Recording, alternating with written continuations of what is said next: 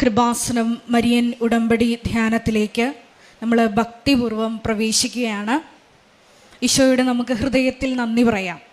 ദൈവപിതാവിനാൽ ആകർഷിക്കപ്പെട്ട് പരിശുദ്ധ ദൈവമാതാവ് ജീവനോടെ പ്രത്യക്ഷയായ ഈ അൾത്താരയ്ക്ക് ചുറ്റും ഈ സമയം നമ്മളെ ഒരുമിച്ച് കൂട്ടിയ ദൈവത്തിൻ്റെ സ്നേഹത്തിന് നമുക്ക് നന്ദി പറയാം. 2004 ഡിസംബർ 7-ാം തീയതി ഉച്ചകഴിഞ്ഞ് 2:30 ഇതുപോലുള്ളൊരു ആരാധനാ മധ്യയാണ് ദൈവമാതാവ് ഈ അൾത്താരയിൽ പ്രത്യക്ഷയായിക്കൊണ്ട് ദുരന്തം ഉണ്ടാകുവാൻ പോകുന്നു, പ്രാർത്ഥിക്കണമെന്ന വലിയ ദൈവിക സന്ദേശം കൈമാറിയത്. ജീവിതത്തിൻ്റെ വിവിധ ദുരന്ത മുഖങ്ങളിലായിരുന്നു കൊണ്ടാണ് നമ്മളും പരിശുദ്ധ അമ്മ ജീവനോടെ പ്രത്യക്ഷപ്പെട്ട ഈ ആലയത്തിലേക്ക് കടന്നു വന്ന് മരിയൻ ഉടമ്പടിയെടുത്ത് പ്രാർത്ഥിച്ചുകൊണ്ട് ഈ ദുരന്തമുഖത്തെ അതിജീവിക്കുവാൻ ശ്രമിക്കുന്നത്. ഈ ധ്യാനം നയിക്കുവാൻ പോകുന്ന ബഹുമാനപ്പെട്ട VP ജോസഫ് അച്ഛൻ്റെ ആരോഗ്യത്തെ പ്രത്യേകമായിട്ട് സമർപ്പിച്ച് നമുക്ക് പ്രാർത്ഥിക്കാം. ദൈവപിതാവിൻ്റെ കരങ്ങളിൽ അച്ഛനെ പൂർണ്ണമായി സമർപ്പിച്ച് നമുക്കൊരു നിമിഷം മൗനമായിട്ട് പ്രാർത്ഥിക്കാം. ഈശോയെ, ഈ ധ്യാനത്തിലുടനീളം, ആരാധനയിലുടനീളം നീ ഞങ്ങളോട് വ്യക്തിപരമായി സംസാരിക്കണമേ എന്ന് ഞങ്ങൾ പ്രാർത്ഥിക്കുന്നു. ഞങ്ങളുടെ ജീവിതത്തിൽ കൃപ വന്ന് നിറയുവാൻ തടസ്സമായി നിൽക്കുന്ന എല്ലാ മേഖലകളെയും ഈശോയെ ഈ ആരാധനയിലൂടെ ഞങ്ങൾക്ക് വെളിപ്പെട്ട് കിട്ടണമേ എന്ന് പ്രത്യേകമായിട്ട് പ്രാർത്ഥിക്കുന്നു.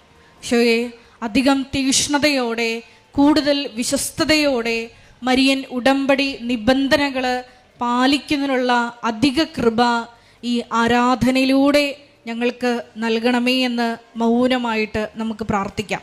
2015 മുതൽ കൃപാസനത്തിൽ വന്ന് തീർത്ഥാടക ഉടമ്പടിയെടുത്ത് ലോകത്തിൻ്റെ വിവിധ ഭാഗങ്ങളിലായിരിക്കുന്ന ഓരോ മക്കളെയും, അവരുടെ കുടുംബങ്ങളെയും, സ്ഥാപനങ്ങളെയും, വ്യക്തിപരമായിട്ടുള്ള ഓരോ നിയോഗങ്ങളെയും ഈ അൾത്താരയിൽ സമർപ്പിച്ച് പ്രത്യേകമായിട്ട് നമുക്ക് പ്രാർത്ഥിക്കാം.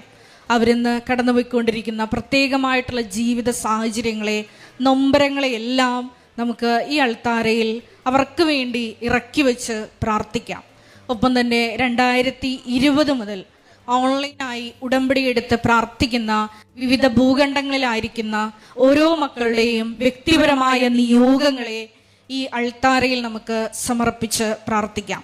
വിവിധങ്ങളായ സമയങ്ങളിൽ സോഷ്യൽ മീഡിയ പ്ലാറ്റ്ഫോമുകളിലൂടെ ഈ മരിയൻ ഉടമ്പടി ആരാധനയിൽ പങ്കെടുത്ത് കണ്ണുനീരോടെ പ്രാർത്ഥിക്കുവാൻ പോകുന്ന മുഴുവൻ മക്കളെയും ഈ അൾത്താരയിൽ സമർപ്പിച്ച് നമുക്ക് പ്രാർത്ഥിക്കാം.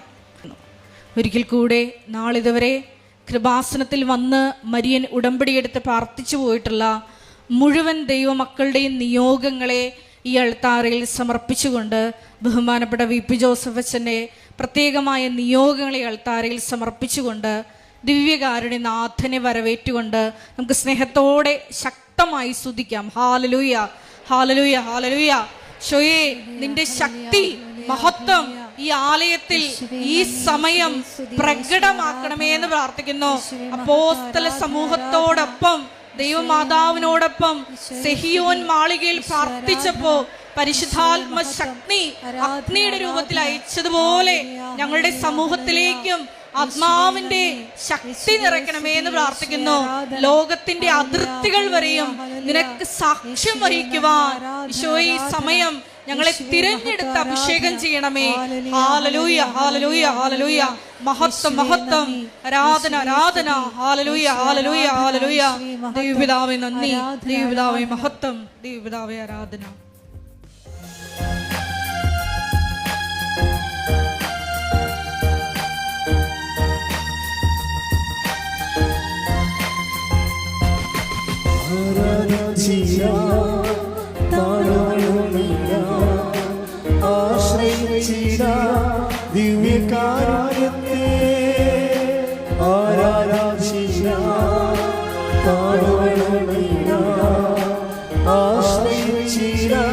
ദിവ്യകാരുണ്യത്തെ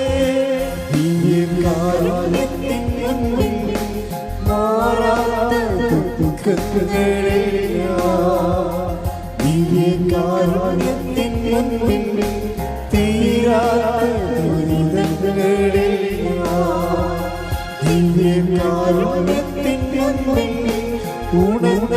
പരിശുദ്ധ പരമ ദിവ്യകാരുണ്യത്തിന് നേരവും ആരാധനയും സ്തുതിയും പുകഴ്ചയും ഉണ്ടായിരിക്കട്ടെ.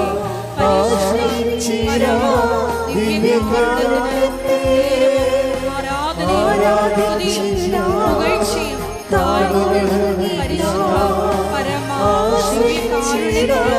ദിവ്യകാരുണ്യത്തിന് നേരവും ആരാധനയും Hallelujah, hallelujah, hallelujah, യേശുവേ hallelujah, യേശുവേ ആരാധന ആരാധന ആരാധന യേശുവേ നന്ദി യേശുവേ സ്തുതി യേശുവേ ആരാധന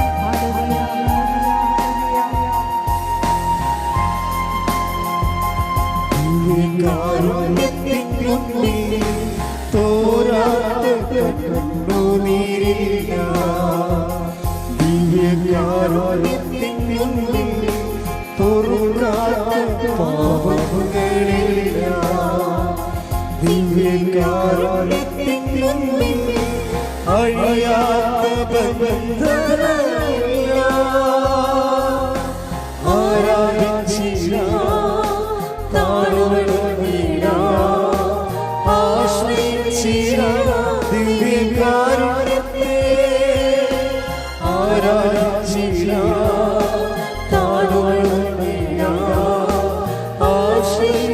ആശ്രയിച്ചിടാം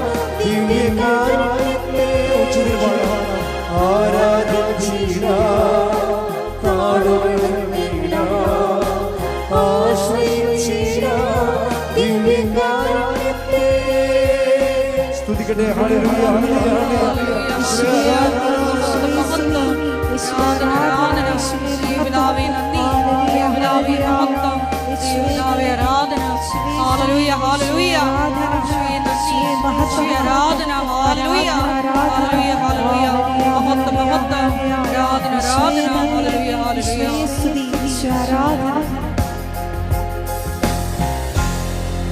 പരിശുദ്ധ പരമദിവ്യകാരുണ്യത്തിന് നേരവും ആരാധനയും സ്തുതിയും പുകഴ്ചയും ഉണ്ടായിരിക്കട്ടെ. പരിശുദ്ധ പരമദിവ്യകാരുണ്യത്തിന് നേരവും ആരാധനയും സ്തുതിയും പുകഴ്ചയും ഉണ്ടായിരിക്കട്ടെ.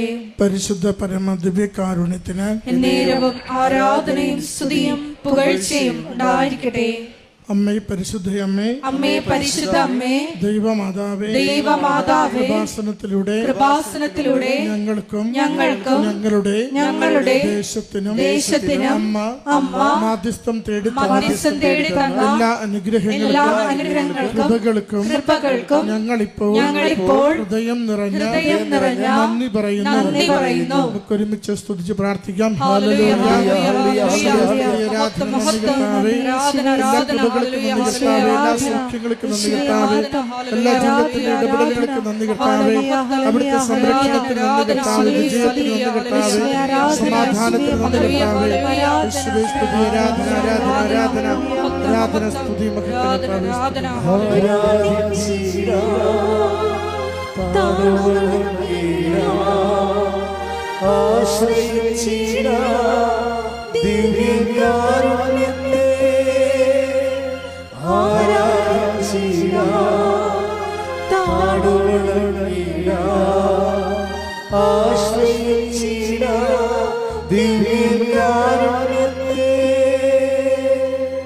പരിശുദ്ധ പരമദിവ്യകാരുണ്യത്തിന് ആരാധനയും സ്തുതിയും പുകഴ്ചയും ഉണ്ടായിരിക്കട്ടെ. പരിശുദ്ധ പരമദിവ്യകാരുണ്യത്തിന് ആരാധനയും സ്തുതിയും പുകഴ്ചയും ഉണ്ടായിരിക്കട്ടെ. പരിശുദ്ധ പരമദിവ്യകാരുണ്യത്തിന് ആരാധനയും സ്തുതിയും പുകഴ്ചയും ഉണ്ടായിരിക്കട്ടെ.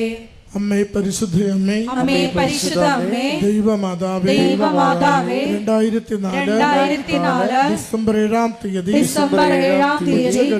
ഉച്ചകഴിഞ്ഞ് 2:30 കൃപാസനത്തിൽ സംഭവിച്ച അമ്മയുടെ പ്രത്യക്ഷപ്പെടലിനെ കുറിച്ച് തിരുസഭയ്ക്ക് സമർപ്പിച്ചിരിക്കുന്ന പഠനരേഖകളുടെ വസ്തുനിഷ്ഠവും ദൈവശാസ്ത്ര വിധിപ്രകാരമുള്ളതുമായ അന്വേഷണ പഠനങ്ങൾ നടത്തി ആ പ്രത്യക്ഷപ്പെടലിലൂടെ പ്രകടമായ ദൈവമാതാവിന്റെ പ്രത്യേക കരുതലും സംരക്ഷണവും വെളിപ്പെടുത്തുന്ന പീഡിതരുടെ ആശ്വാസവും പ്രവാചകന്മാരുടെ രാജ്ഞിയും വാഗ്ദാനത്തിന്റെ പേടകവും പ്രപഞ്ച പ്രകൃതിയുടെ മാതാവുമായ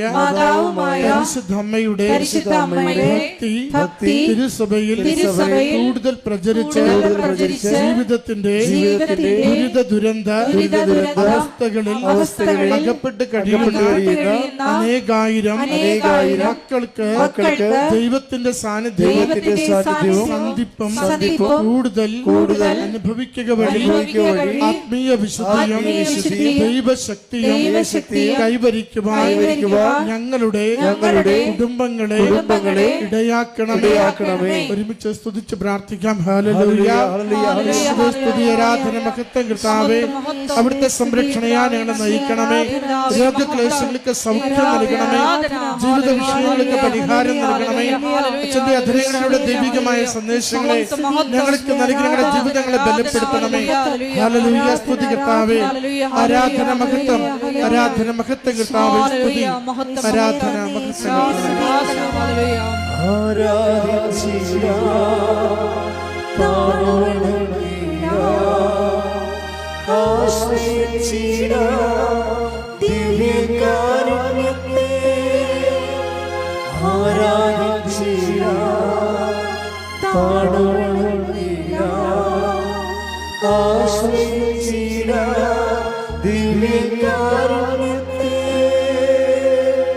പരിശുദ്ധ പരമ ദിവ്യകാരുണ്യത്തിന് ആരാധനയും സ്തുതിയും പുകഴ്ചയും ഉണ്ടായിരിക്കട്ടെ. പരിശുദ്ധ പരമ ദിവ്യകാരുണ്യത്തിന് ആരാധനയും സ്തുതിയും പുകഴ്ചയും ഉണ്ടായിരിക്കട്ടെ.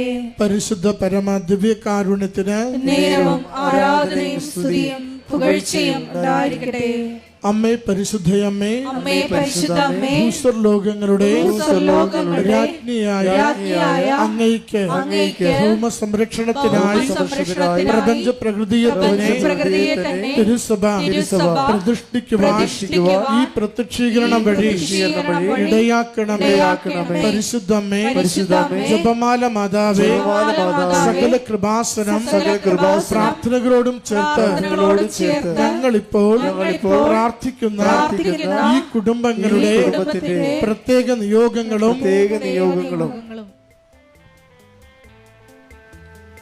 നമ്മുടെ എല്ലാ അപേക്ഷകളും ആവശ്യങ്ങളും കൃപാസന മാതാവിന്റെ സംരക്ഷണയിൽ ദിവ്യകാരുണ്യനാഥന് സമർപ്പിക്കാം. പി ജോസഫ് അച്ഛൻ്റെ മിഷൻ നിയോഗങ്ങൾക്ക് വേണ്ടിയും പ്രാർത്ഥിക്കാം.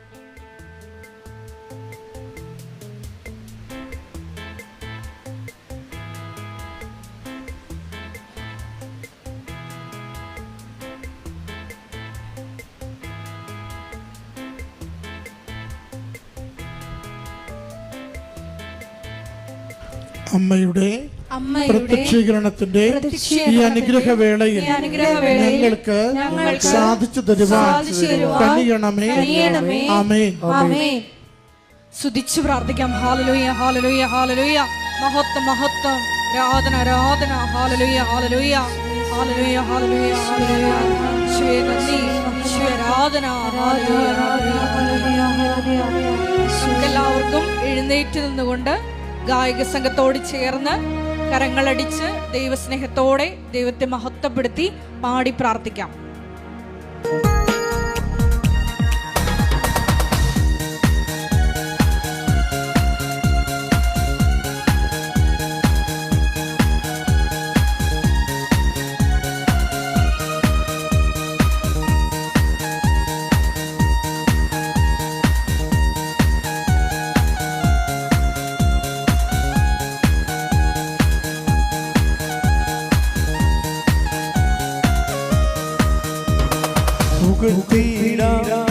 യേശുവിനെ ക്രൂശിലെ ജയാളി സ്തുതിച്ചിടാം.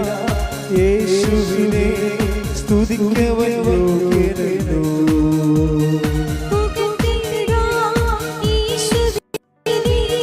ക്രൂശിലെ ജയാളി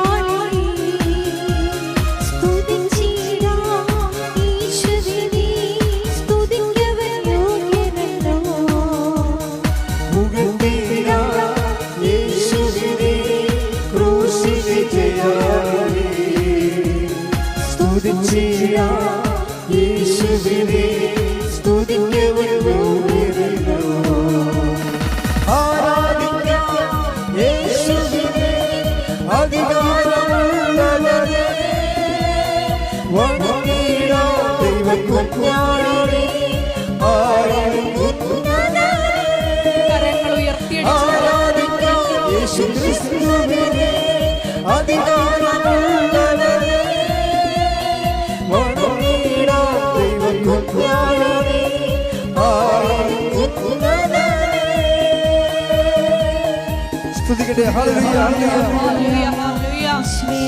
കൂടി ധ്യാനം നയിക്കുവാൻ പോകുന്ന ബഹുമാനപ്പെട്ട വി പി ജോസഫ് അച്ഛനെ ഞങ്ങൾക്കാരാ സമർപ്പിച്ചു പ്രാർത്ഥിക്കുന്നു. ധ്യാനത്തിലുടനീളം ആരാധനയിലുടനീളം ഞങ്ങൾക്ക് വചനം നൽകണമേന്ന് പ്രാർത്ഥിക്കുന്നു. വചനത്താൽ ഞങ്ങളെ വിശുദ്ധീകരിക്കണമേന്ന് പ്രാർത്ഥിക്കുന്നു. ശക്തീകരിക്കണമേന്ന്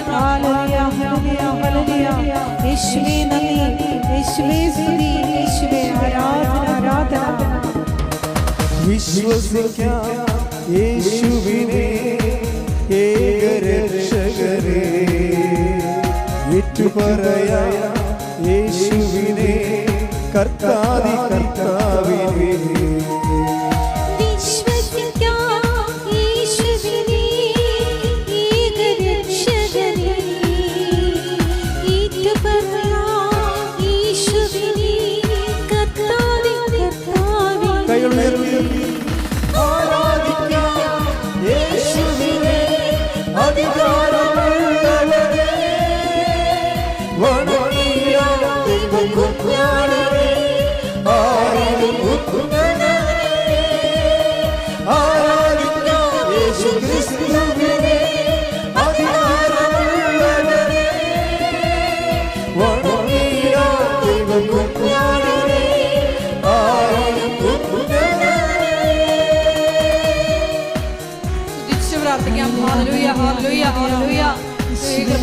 എല്ലാ ശുശ്രൂഷ മേഖലകളെയും സാമൂഹിക സാംസ്കാരിക ആത്മീയ മേഖലകളെയും നിർമ്മാണ പ്രവർത്തനങ്ങളെയും ഷിയൾക്കാരിൽ സമർപ്പിച്ചു പ്രാർത്ഥിക്കുന്നു.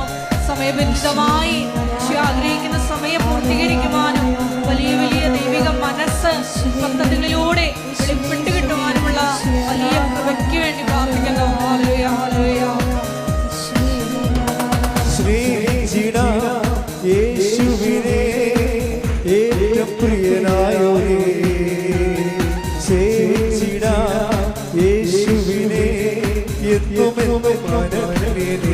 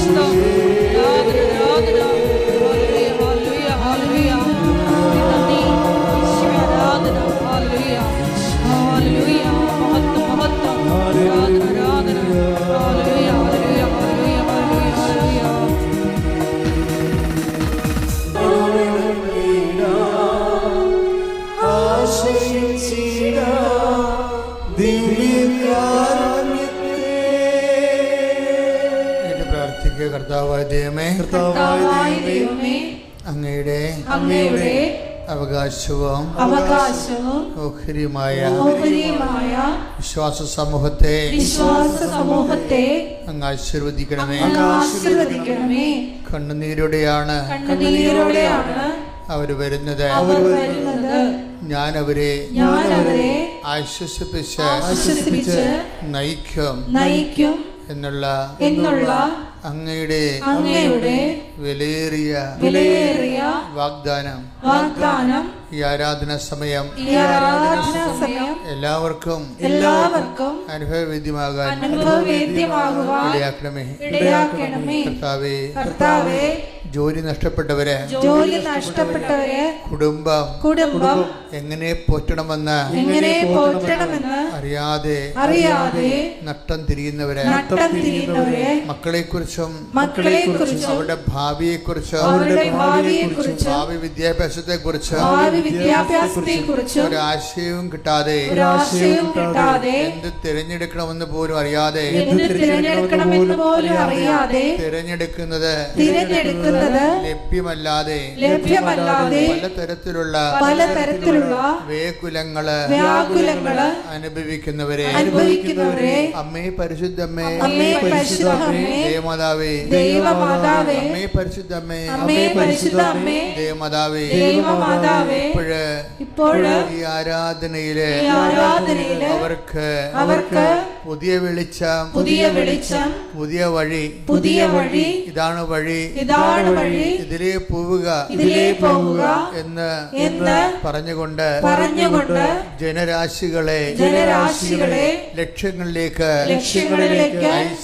അയച്ച നല്ല ദൈവമേ, വഴിയും സത്യവും ജീവനുമായവനെ, നിന്റെ മുഖത്ത് നോക്കി നടക്കേണ്ട വഴി ഞാൻ നിന്നെ ഉപദേശിക്കുമെന്ന് അരുളി ചെയ്ത എന്റെ കർത്താവേ, ഈ പ്രാർത്ഥനാ സമൂഹത്തിലെ ആരാധനാ സമൂഹത്തിലെ ആത്മശക്തിയുടെ ധൈര്യത്തിന്റെ അഭിഷേകമായി ഇരുട്ടിനെ നോക്കിക്കൊണ്ട് ഇതാ വെളിച്ചമുണ്ടാവട്ടെ എന്ന് കൽപ്പിച്ചപ്പോഴ് പ്രപഞ്ചത്തിലെ വെളിച്ചം തികഞ്ഞതുപോലെ എല്ലാ മനുഷ്യരുടെയും ജീവിതത്തിലെ പ്രത്യേകിച്ച് ഓരോരോ വിഷയങ്ങളിലെ ഇരുട്ട് മൂടിപ്പോയവരുടെ കുടുംബ ജീവിതത്തിലേക്ക്, ജീവിത വിഷയങ്ങളിലേക്ക്, കല്യാണത്തിലെ പോലെ അവർക്ക് വീഞ്ഞില്ല, അവർക്ക് വീടില്ല, ജോലിയില്ല, കടമാണ്, അവർ ശവം പോലെയാണ്, അവർ രക്ഷിക്കാൻ ആളില്ല എന്ന് പറഞ്ഞുകൊണ്ട് ദൈവതിരുസന്നിധി ഞങ്ങൾക്ക് വേണ്ടി മധ്യസ്ഥം വഹിച്ച അമ്മേ പരിശുദ്ധമ്മേ, കൃപാസനം മാതാവേ, ഉടമ്പടി സ്വരൂപമേ, ഈശോയുടെ ജീവിക്കുന്ന ദിവ്യകാരുണ്യ സാന്നിധ്യത്തിലെ ഞങ്ങൾ കൈപ്പടി പ്രാർത്ഥിക്കുന്നു, വിശ്വാസത്തോട് പ്രാർത്ഥിക്കുന്നു, ദൈവസ്നേഹത്തോട് പ്രാർത്ഥിക്കുന്നു. ഈ നിമിഷം അമ്മയുടെ മാധ്യസ്ഥതയിലെ യേശുവിന്റെ നാമത്തിലെ അടയാളങ്ങള്, വഴികള്, വെളിച്ചങ്ങള് ജീവിതത്തിലെ സംഭവിക്കട്ടെ.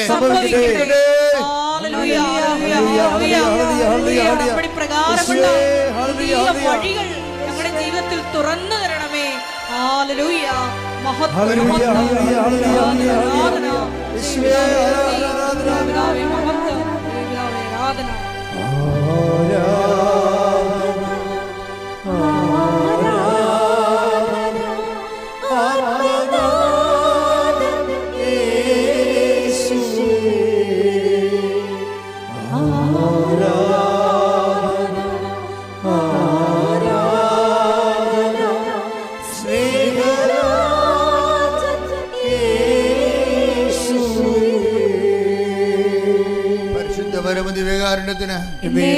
ആരാധനയും സ്തുതിയും പുകഴ്ചയും ഉണ്ടായിരിക്കട്ടെ. കർത്താവേ, സത്യസന്ധമായ ആരാധനയ്ക്ക് അനുയോജ്യമായ ദൈവസ്നേഹത്താൽ ഞങ്ങളെ അഭിഷേകം ചെയ്യണമേ. അടിപ്പിണർ പോലെ, വൈദ്യുതാഘാതം പോലെ ദൈവികമായ ശക്തി ഈ ആത്മീയ സമൂഹത്തിലേക്ക് അഭിഷേകമായി നിറയട്ടെ. ശ്രുതികട്ടെ. യേശുവേ നന്ദി. ഹല്ലേലൂയ ഹല്ലേലൂയ.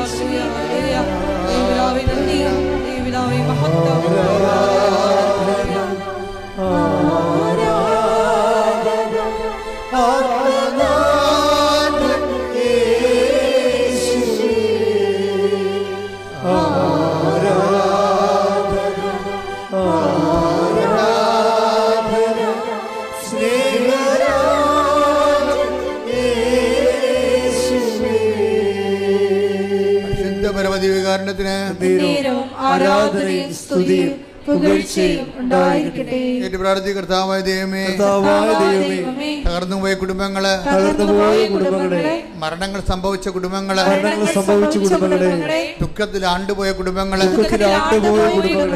ഡിപ്രഷൻ ബാധിച്ച വ്യക്തികള്, ഇനി എന്ത് ചെയ്യണമെന്ന് ഒരു ആശയമില്ലാത്തവര്, ആത്മവിശ്വാസമില്ലാത്തവര്, ആത്മധൈര്യത്തിന്റെ അഭിഷേകം അവരിലേക്ക് ആവഹിക്കപ്പെടട്ടെ. ശ്രുതികടെ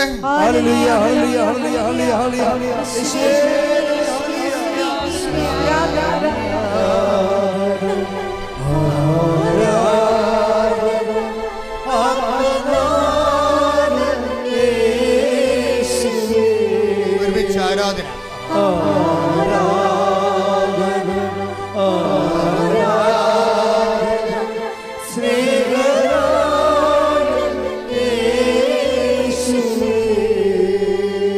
പരമദിവ്യകാരണത്തിന്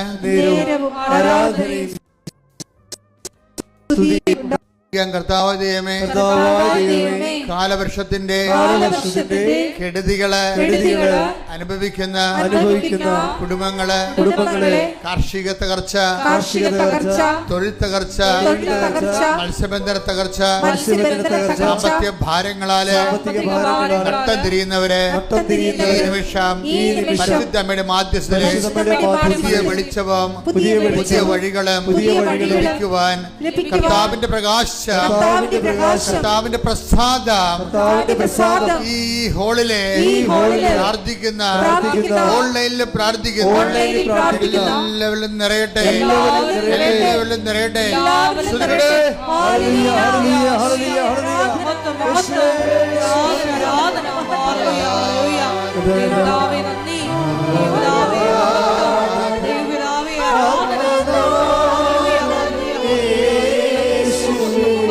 ഒരുമിച്ച് എല്ലാവരും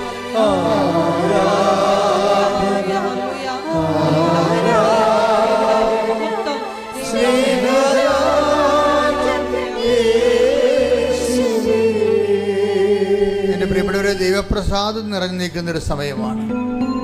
കർത്താവ് നമ്മളെ വിളിച്ചു വരുത്തിയതാണ്. നിന്റെ കണ്ണീരിന്റെ കാലത്ത് കർത്താവ് നിന്നെ വിളിച്ചു വരുത്തിയതാണ്.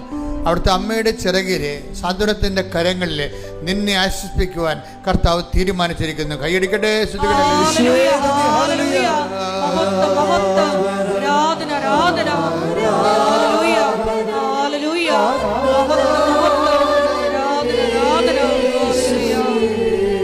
ഒരുമിച്ച് എല്ലാവരും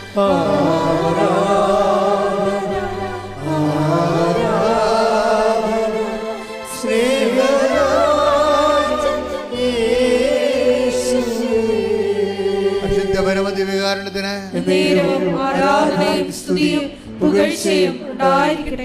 help those who have all kinds of troubles. കർത്താവിന്റെ വചനമാണ് 1 കൊരിന്ത്യർ 1:4. എല്ലാ തരത്തിലും ക്ലേശം അനുഭവിക്കുന്നവരെ ആശ്വസിപ്പിക്കുവിൻ. ദൈവത്തിന്റെ വചനത്തിന്റെ ലക്ഷ്യം എന്താണ്? എല്ലാ തരത്തിലും കൃപാസനം നോക്കിയാൽ, സാക്ഷ്യം നോക്കിയാൽ നിനക്ക് മനസ്സിലാകും. എല്ലാ തരത്തിലും ക്ലേശം അനുഭവിക്കുന്നവരെ ദൈവം അമ്മയുടെ മധ്യസ്ഥലെ ആശ്വസിപ്പിച്ചുകൊണ്ടിരിക്കുകയാണ്. ശ്രുതികട്ടെ. ഹല്ലേലൂയ, ഹല്ലേലൂയ, ഹല്ലേലൂയ. മഹത്വം, മഹത്വം. ദൈവപിതാവേ നന്ദി, ദൈവപിതാവേ മഹത്വം, ദൈവപിതാവേ ആരാധന. ഹല്ലേലൂയ, ഹല്ലേലൂയ.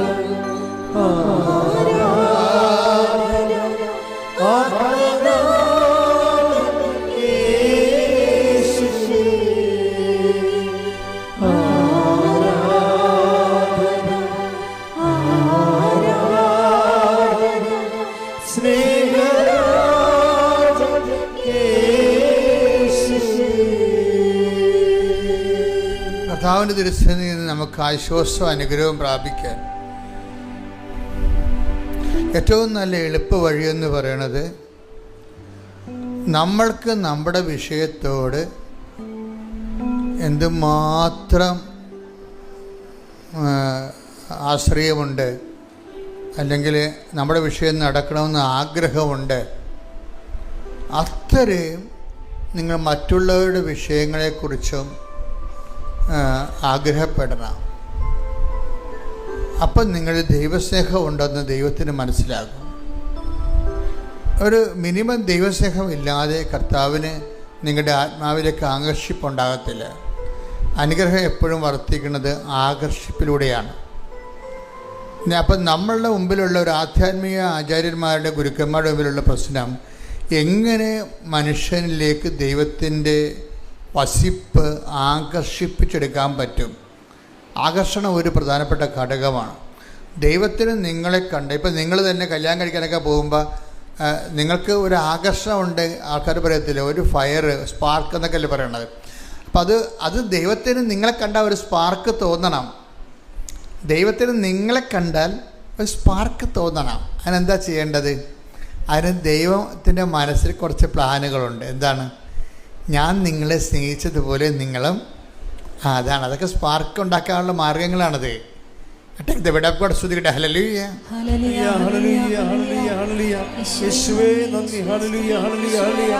യോഹന്നാൻ 13:35. യോഹന്നാന്റെ സുവിശേഷം 13:35. നിങ്ങൾ പരസ്പരം സ്നേഹിക്കുവിൻ. നിങ്ങൾ പരസ്പരം സ്നേഹിക്കുവിൻ. ഞാൻ നിങ്ങളെ സ്നേഹിച്ചതുപോലെ നിങ്ങളും പരസ്പരം സ്നേഹിക്കുവിൻ. നിങ്ങൾക്ക് ദൈവത്തിന് നിങ്ങളുടെ മേൽ സ്പാർക്ക് ഉണ്ടാക്കാനുള്ള ഒരു പ്രധാനപ്പെട്ട ഒരു സൊല്യൂഷനാണത്, ഫോർമുലയാണ്. നിങ്ങളെപ്പോഴും ദൈവത്തിന് ഇപ്പം എൻ്റെ പിതാവിനാൽ ആകർഷിക്കപ്പെടാതെ ആർക്കും എൻ്റെ അടുത്ത് വരുവാൻ സാധ്യമല്ല. Take the word of God. സ്തുതിക്കട്ടെ. ഹല്ലേലൂയ, ഹല്ലേലൂയ, ഹല്ലേലൂയ, ഹല്ലേലൂയ, ഹല്ലേലൂയ.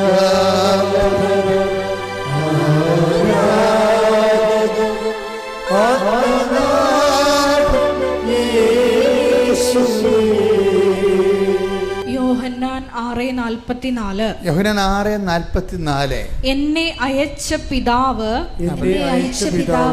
ആകർഷിച്ചാലല്ലാതെ ഒരുവനും എന്റെ അടുക്കിലേക്ക് വരാൻ സാധിക്കുകയില്ല. അന്ത്യദിനത്തിൽ അവനെ ഞാൻ ഉയർപ്പിക്കും. അതായത് എപ്പോഴും നമുക്ക് ആത്മീയ കാര്യങ്ങൾക്ക് ഒരു ആകർഷണം ഉണ്ടാകും. നിങ്ങളെക്കുറിച്ച് ദൈവത്തിനൊരു ആകർഷണമുണ്ട്. നിങ്ങളെക്കുറിച്ചൊരു ഡിപ്രിസിയേഷൻ ഉണ്ടാക്കേണ്ട കാര്യമില്ല. മനസ്സിലായില്ലേ? ചില ആൾക്കാരുടെ പ്രാർത്ഥനയ്ക്ക് ഉണ്ടാകുന്ന ഒരു പ്രശ്നം, അവർക്ക് അവരെക്കുറിച്ച് തന്നെ വലിയ വിലയില്ല. എൻ്റെ ജീവിതം മഹാമോശമായിരുന്നു, എൻ്റെ കൂതറ ജീവിതമായിരുന്നു എൻ്റെത്, അതുകൊണ്ട് ഞാൻ പ്രാർത്ഥിച്ചാലും കേൾക്കത്തില്ല. അങ്ങനെ നിങ്ങൾക്ക് നിങ്ങളെക്കുറിച്ചൊരു ഐഡിയ, ഡിപ്രിസിയേഷനാണ് ഉള്ളത്. എന്താണ്? ഒരു മിനിമം, അതൊരു മൂല്യക്കുറവുണ്ട്. അതിൻ്റെ ആവശ്യമില്ലെന്നാണ് ഇപ്പോൾ പരിശുദ്ധാത്മാ പറയണത്. എന്താ കാര്യം? നിങ്ങളുടെ പഴയ കാലം നിങ്ങളെ ദൈവം ഇപ്പോഴും കണക്കിലെടുക്കണില്ല. ദൈവം കണക്കിലെടുക്കുന്നില്ല. അപ്പോസ്തല പ്രവർത്തനങ്ങൾ 17:30. അജ്ഞതയുടെ കാലഘട്ടങ്ങളെ ദൈവം കണക്കിലെടുത്തില്ല. എന്നാൽ ഇപ്പോൾ എല്ലായിടത്തുമുള്ള സകല ജനങ്ങളും പശ്ചാത്തപിക്കണമെന്ന് അവിടുന്ന് ആജ്ഞാപിക്കുന്നു. അപ്പോൾ ഇത് എന്ത് റൈറ്റ് ഓഫ് ചെയ്തിട്ടുണ്ട്? എവിടെയോ വെച്ച് റൈറ്റ് ഓഫിങ് സംഭവിച്ചിട്ടുണ്ട്, എഴുതി തള്ളിയിട്ടുണ്ട്. നിങ്ങളെ ആകർഷിച്ച കർത്താവിൻ്റെ അടുത്ത് വരുമ്പോൾ അതിൻ്റെ അർത്ഥം എന്താണ്? വരുന്നവനെ അനുഗ്രഹിക്കാൻ ദൈവം തീരുമാനിച്ചെന്നല്ലേ? അതിൻ്റെ അർത്ഥം റൈറ്റ് ഓഫ് നടന്നിട്ടുണ്ട്. എഴുതിയോ കർത്താവ് നിങ്ങളുടെ പഴയ കടങ്ങളെ വെട്ടിക്കളഞ്ഞിട്ടുണ്ട്. വെട്ടിക്കളഞ്ഞതിന് കാരണങ്ങളുണ്ട്. അത് ഈ ആകർഷിപ്പുള്ളതുകൊണ്ടാണല്ലോ അടുത്ത് വരണത്. ആകർഷിപ്പിൻ്റെ കാരണങ്ങളൊന്ന്, ഏതോ ഒരു ക്വാളിറ്റി നിങ്ങളിൽ ഇപ്പോഴും ദൈവത്തിന് ഇഷ്ടപ്പെട്ടതുണ്ട്, സ്പാർക്കുള്ളതുണ്ട്. പറഞ്ഞാൽ മനസ്സിലാകുന്നുണ്ടോ? ഞാൻ കർത്താവ് പറയണതനുസരിച്ചാണ് നിങ്ങളോട് സംസാരിച്ചുകൊണ്ട് ഇരിക്കുന്നത്. ഏതോ ഒരു ക്വാളിറ്റി, ഗുണം നിങ്ങളിൽ ഇപ്പോഴും കർത്താവിന് ഇഷ്ടപ്പെട്ടതുണ്ട്. അതുകൊണ്ടാണ് ആസന്നമായതിനെ ഊതിക്കത്തിക്കാൻ പറയണത്. ബൈബിള് കുത്തിക്കെട്ടി ഒതുക്കുമ്പോൾ അവസാനത്തെ അതിൻ്റെ ഉപസംഹാരത്തിൽ വരണത് അവസാന വാക്കുകളാണ്. എന്താണ്? നിങ്ങളിൽ ആസന്നമായതിനെ ഉദിക്കത്തിക്കട്ടെ. ഇത് ഇവിടെ ഗോഡ് ശ്രുതിക്കട്ടെ. ഹല്ലേലൂയ. ഹല്ലേലൂയ ഹല്ലേലൂയ ഹല്ലേലൂയ. വെളിപാട് 3:2. വെളിപാട് 3:2. ഉണരുക, ഉണരുക, നിന്നിൽ ആസന്ന മരണമായി നിന്നിൽ ആസന്ന മരണമായി അവശേഷിക്കുന്നതിനെ അവശേഷിക്കുന്നതിനെ ഉത്തേജിപ്പിക്കുക. ഉത്തേജിപ്പിക്കുക. എന്തെന്നാൽ എന്തെന്നാൽ എന്റെ ദൈവത്തിന്റെ മുമ്പിൽ എന്റെ ദൈവത്തിന്റെ മുമ്പിൽ നിന്റെ പ്രവൃത്തികൾ പൂർണ്ണമായും നിർവഹിക്കപ്പെട്ടതായി ഞാൻ കാണുന്നില്ല. അപ്പോൾ നിങ്ങൾ ദൈവത്തിൻ്റെ പ്രവൃത്തികൾ ചെയ്തിട്ടുണ്ട്, അത് പൂർണ്ണമായിട്ടില്ല എന്നാണ് പറയണത്. ഇപ്പം എന്താ സംഭവം? നിന്നിൽ ആസന്ന മരണമായതിനെ ഊതിക്കത്തിക്കാൻ എന്തോ ഒരു കണ്ടന്റ് നിങ്ങളിൽ ദൈവത്തിന് ഇപ്പോഴും ഇഷ്ടപ്പെട്ടതായിട്ടുണ്ട്. അതാണ് എൻ്റെ സ്പാർക്ക് എന്ന് പറയണത്. ചിലപ്പോൾ നിൻ്റെ കുടപ്പുറമാരുള്ള സ്നേഹമായിരിക്കാം നിൻ്റെ. ചിലപ്പോൾ മക്കൾ തന്നെ എല്ലാവരും നിങ്ങളെ അപ്പമ്മമാർ ഉപേക്ഷിക്കുമ്പോൾ ഒരാൾ അവിടെ പഠിത്തവും മുടക്കി, അവർക്ക് വേണ്ടി അവരെ ഓഫറും മുടക്കി അവിടെ നിൽക്കും. എല്ലാവർക്കും ഒരുപോലെ അമ്മയാണ്, എല്ലാവർക്കും ഒരുപോലെ അപ്പനാണെങ്കിലും അപ്പനും അമ്മയും കിടപ്പായി കഴിഞ്ഞാൽ എല്ലാ മക്കളും ഒരുപോലെ അല്ലല്ല നോക്കണത്. ഒരാളതിൻ്റെ അകത്ത് ഉണ്ടാകും. എന്താണ്? ഒന്നും കിട്ടിയിട്ടില്ല, കൊടുത്തതൊക്കെ ചിലപ്പോൾ ഇളയ മക്കൾക്ക് മൂത്ത മക്കൾക്ക് ആയിരിക്കും. എനിക്ക് അപ്പൻ്റെ ഒക്കെ ഒന്നും കിട്ടിയിട്ടില്ല, എങ്കിലും എൻ്റെ അപ്പനല്ലേ എന്നും പറഞ്ഞുകൊണ്ട് ഒരാൾ നിൽക്കും. അതാണ് നിന്നിൽ ആസന്ന മരണം. അതാണ് ദൈവത്തിൻ്റെ ആകർഷണത്തിൻ്റെ സ്പാർക്കിംഗ് പോയിൻ്റ്. അത് മറ്റുള്ളവരോട് നീ കാണിക്കുന്നതാണ്. അല്ല, മറ്റുള്ളവരോട് നീ കാണിക്കുന്ന ഇപ്പോൾ ഈശോ ഫെയർവെൽ സ്പീച്ചില്ലേ, കർത്താവിൻ്റെ വിടവാങ്ങൽ സന്ദേശങ്ങൾ നോക്കുമ്പോൾ കാല് കഴുകിയതിന് ശേഷം പറയണത് എന്താണ്? നിങ്ങൾ എന്നെ ഗുരുവെന്നും നാഥനെന്ന് വിളിക്കുന്നു. That is correct. നിങ്ങളുടെ ഗുരു നാഥനുമായി ഞാൻ നിങ്ങളുടെ പാദങ്ങൾ കഴുകിയെങ്കിൽ നിങ്ങളും യോഹന്നാൻ 13:14. നിങ്ങളുടെ കർത്താവും ഗുരുവുമായ ഞാൻ നിങ്ങളുടെ പാദങ്ങൾ കഴുകിയെങ്കിൽ നിങ്ങളും പരസ്പരം പാദങ്ങൾ കഴുകണം.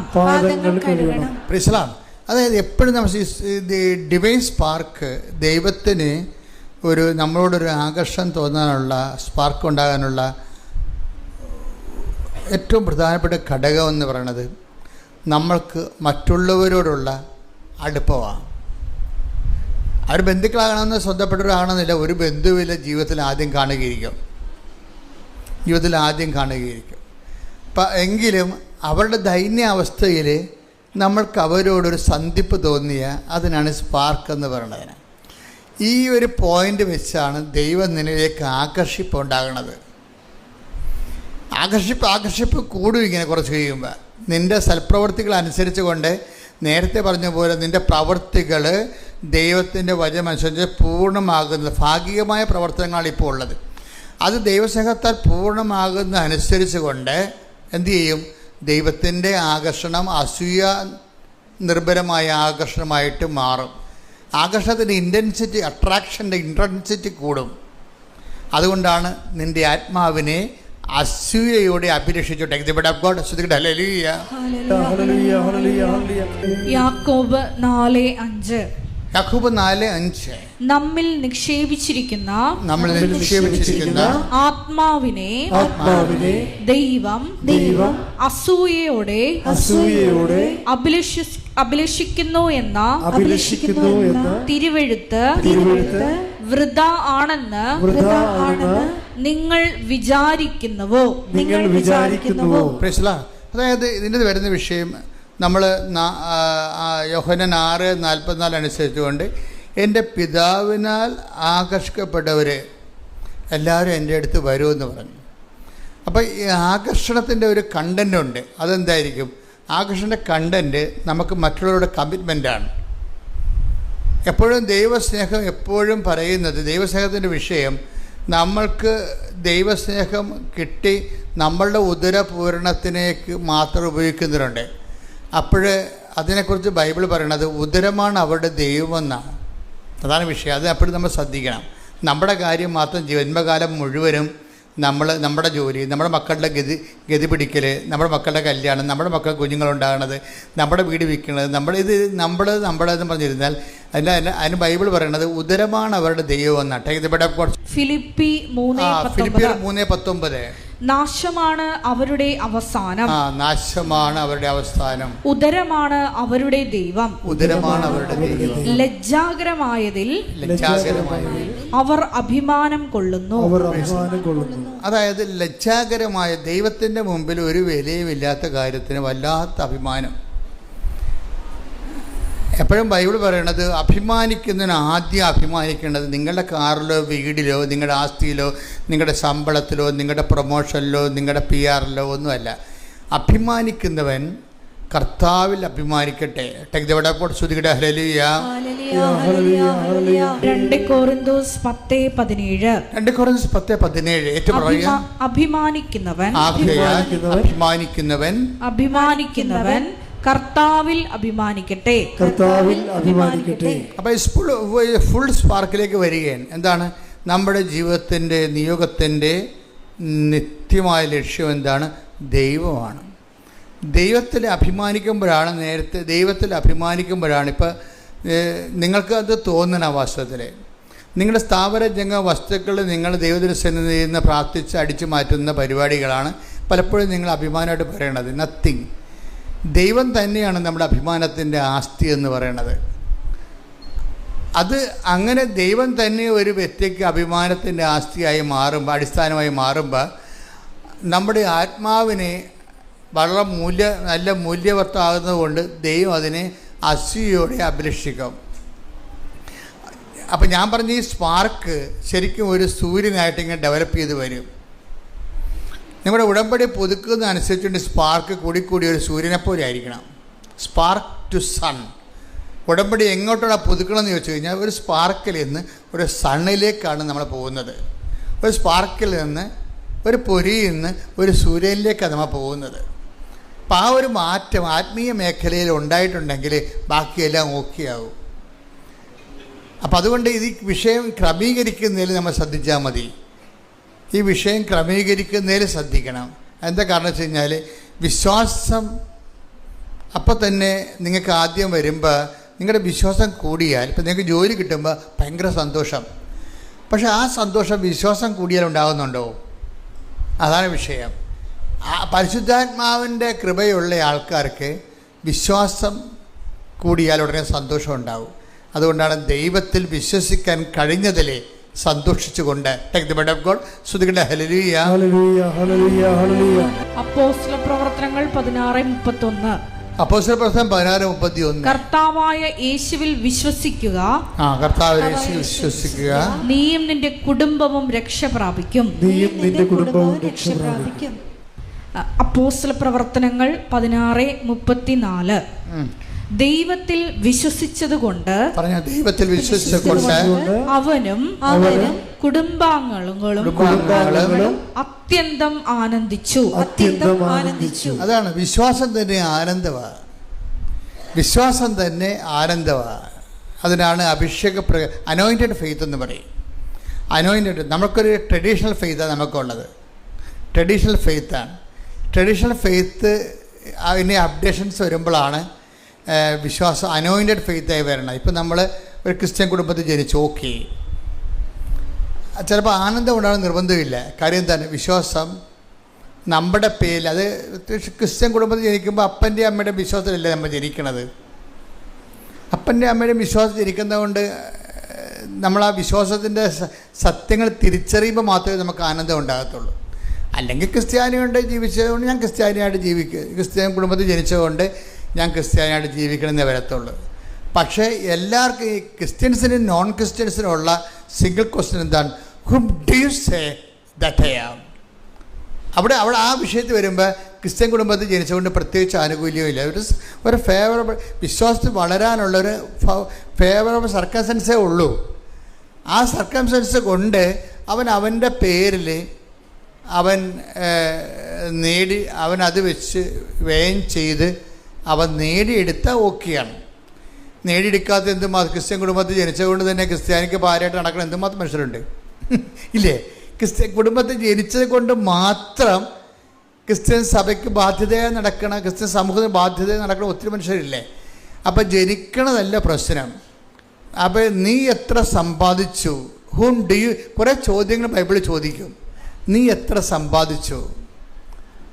10 നാണയം കൊടുത്തവരുണ്ട്, 5 നാണയം കൊടുത്തവരുണ്ട്, 1 നാണയം കൊടുത്തവരുണ്ട്. യജമാനൻ തിരിച്ചു വരുമ്പോൾ ചോദിക്കണേ, ഓഡിറ്റിംഗ് നടത്തും, നീ എത്ര സമ്പാദിച്ചു? അവന് whom do you say that I am, ഞാൻ ആരാണെന്നാണ് നിൻ്റെ അപ്പൻ പറയണമെന്നല്ല ചോദിക്കണത്, നീ പറയണത്. നിൻ്റെ അനുഭവമാണ് പ്രശ്നം. നിൻ്റെ വിശ്വാസത്തിൽ നീ എന്താണ് എന്നെക്കുറിച്ച് പറയണത്? അതാണ് updations of faith. Updations of faith വരാനാണ് ഈ അനോയിൻറ്റഡ് ഫെയ്ത്ത് എന്ന് പറയുന്നത്. അഭിഷേക വിശ്വാസം മറ്റൊരു ട്രഡീഷണൽ വിശ്വാസമാണ്. പിന്നെ വേണമെങ്കിൽ ഒരു ജാതിക്കോയ്മ എടുത്തുകൊണ്ട് നമ്മൾ കുറഞ്ഞ പുള്ളിയല്ലെന്ന് പറയാമെന്നല്ലാതെ, മസിൽ പെരുപ്പിക്കാമെന്നല്ലാതെ ജാതിക്കോയ്മയ്ക്കും പാരമ്പര്യ വിശ്വാസത്തിനും പ്രത്യേകിച്ച് വിലയൊന്നുമില്ല.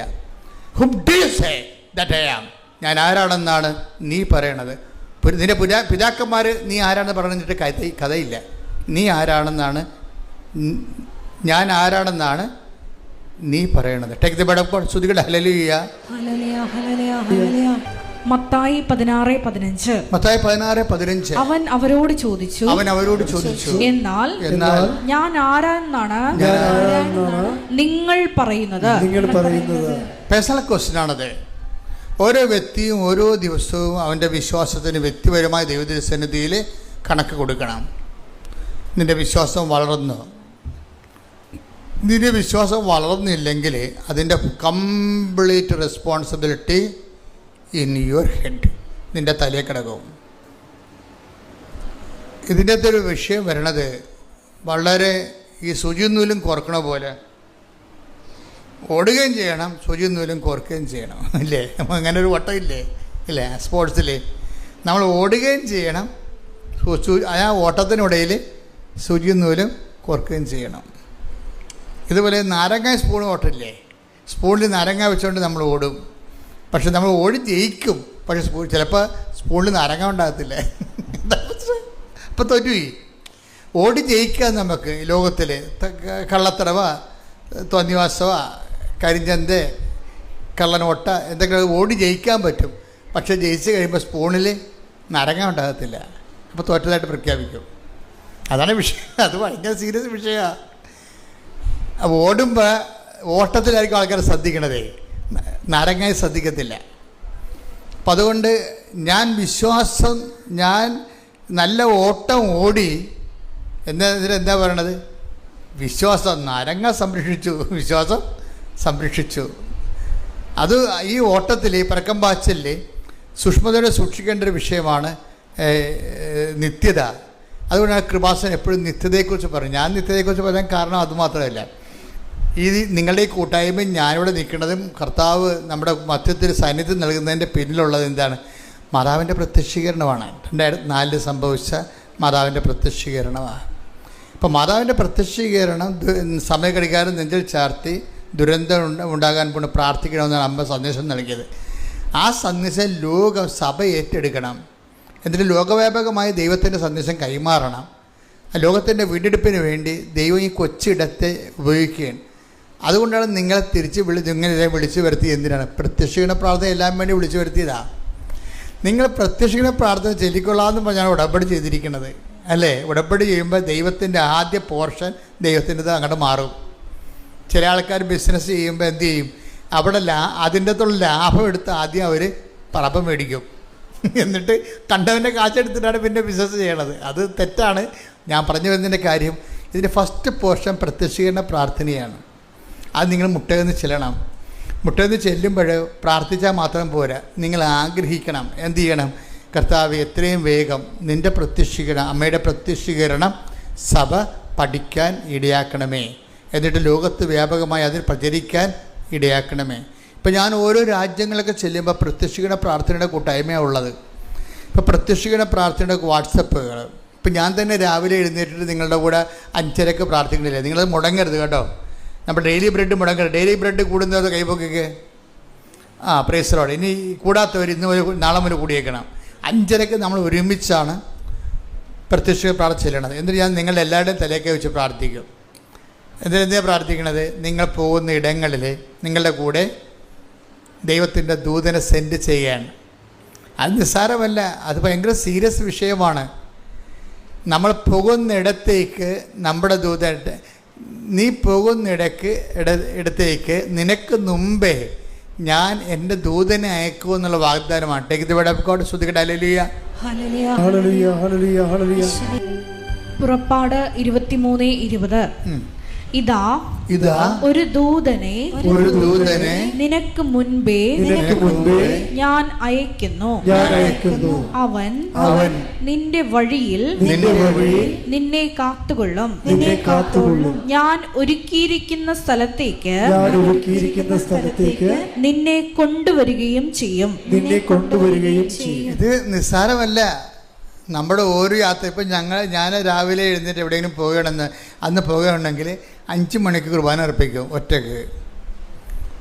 നമ്മൾ ഈ കാണുന്ന കുർബാനയല്ലേ, ഒറ്റക്കുള്ള കുർബാന എന്ന് പറയുന്നത് വേറെ ഒരു ഫീലാണത്. നമ്മളും ദൈവവും പരിശുദ്ധ അമ്മയും എല്ലാവരും കൂടി മാത്രം, വേറെ ആരും ഉണ്ടാകത്തില്ല അവിടെ.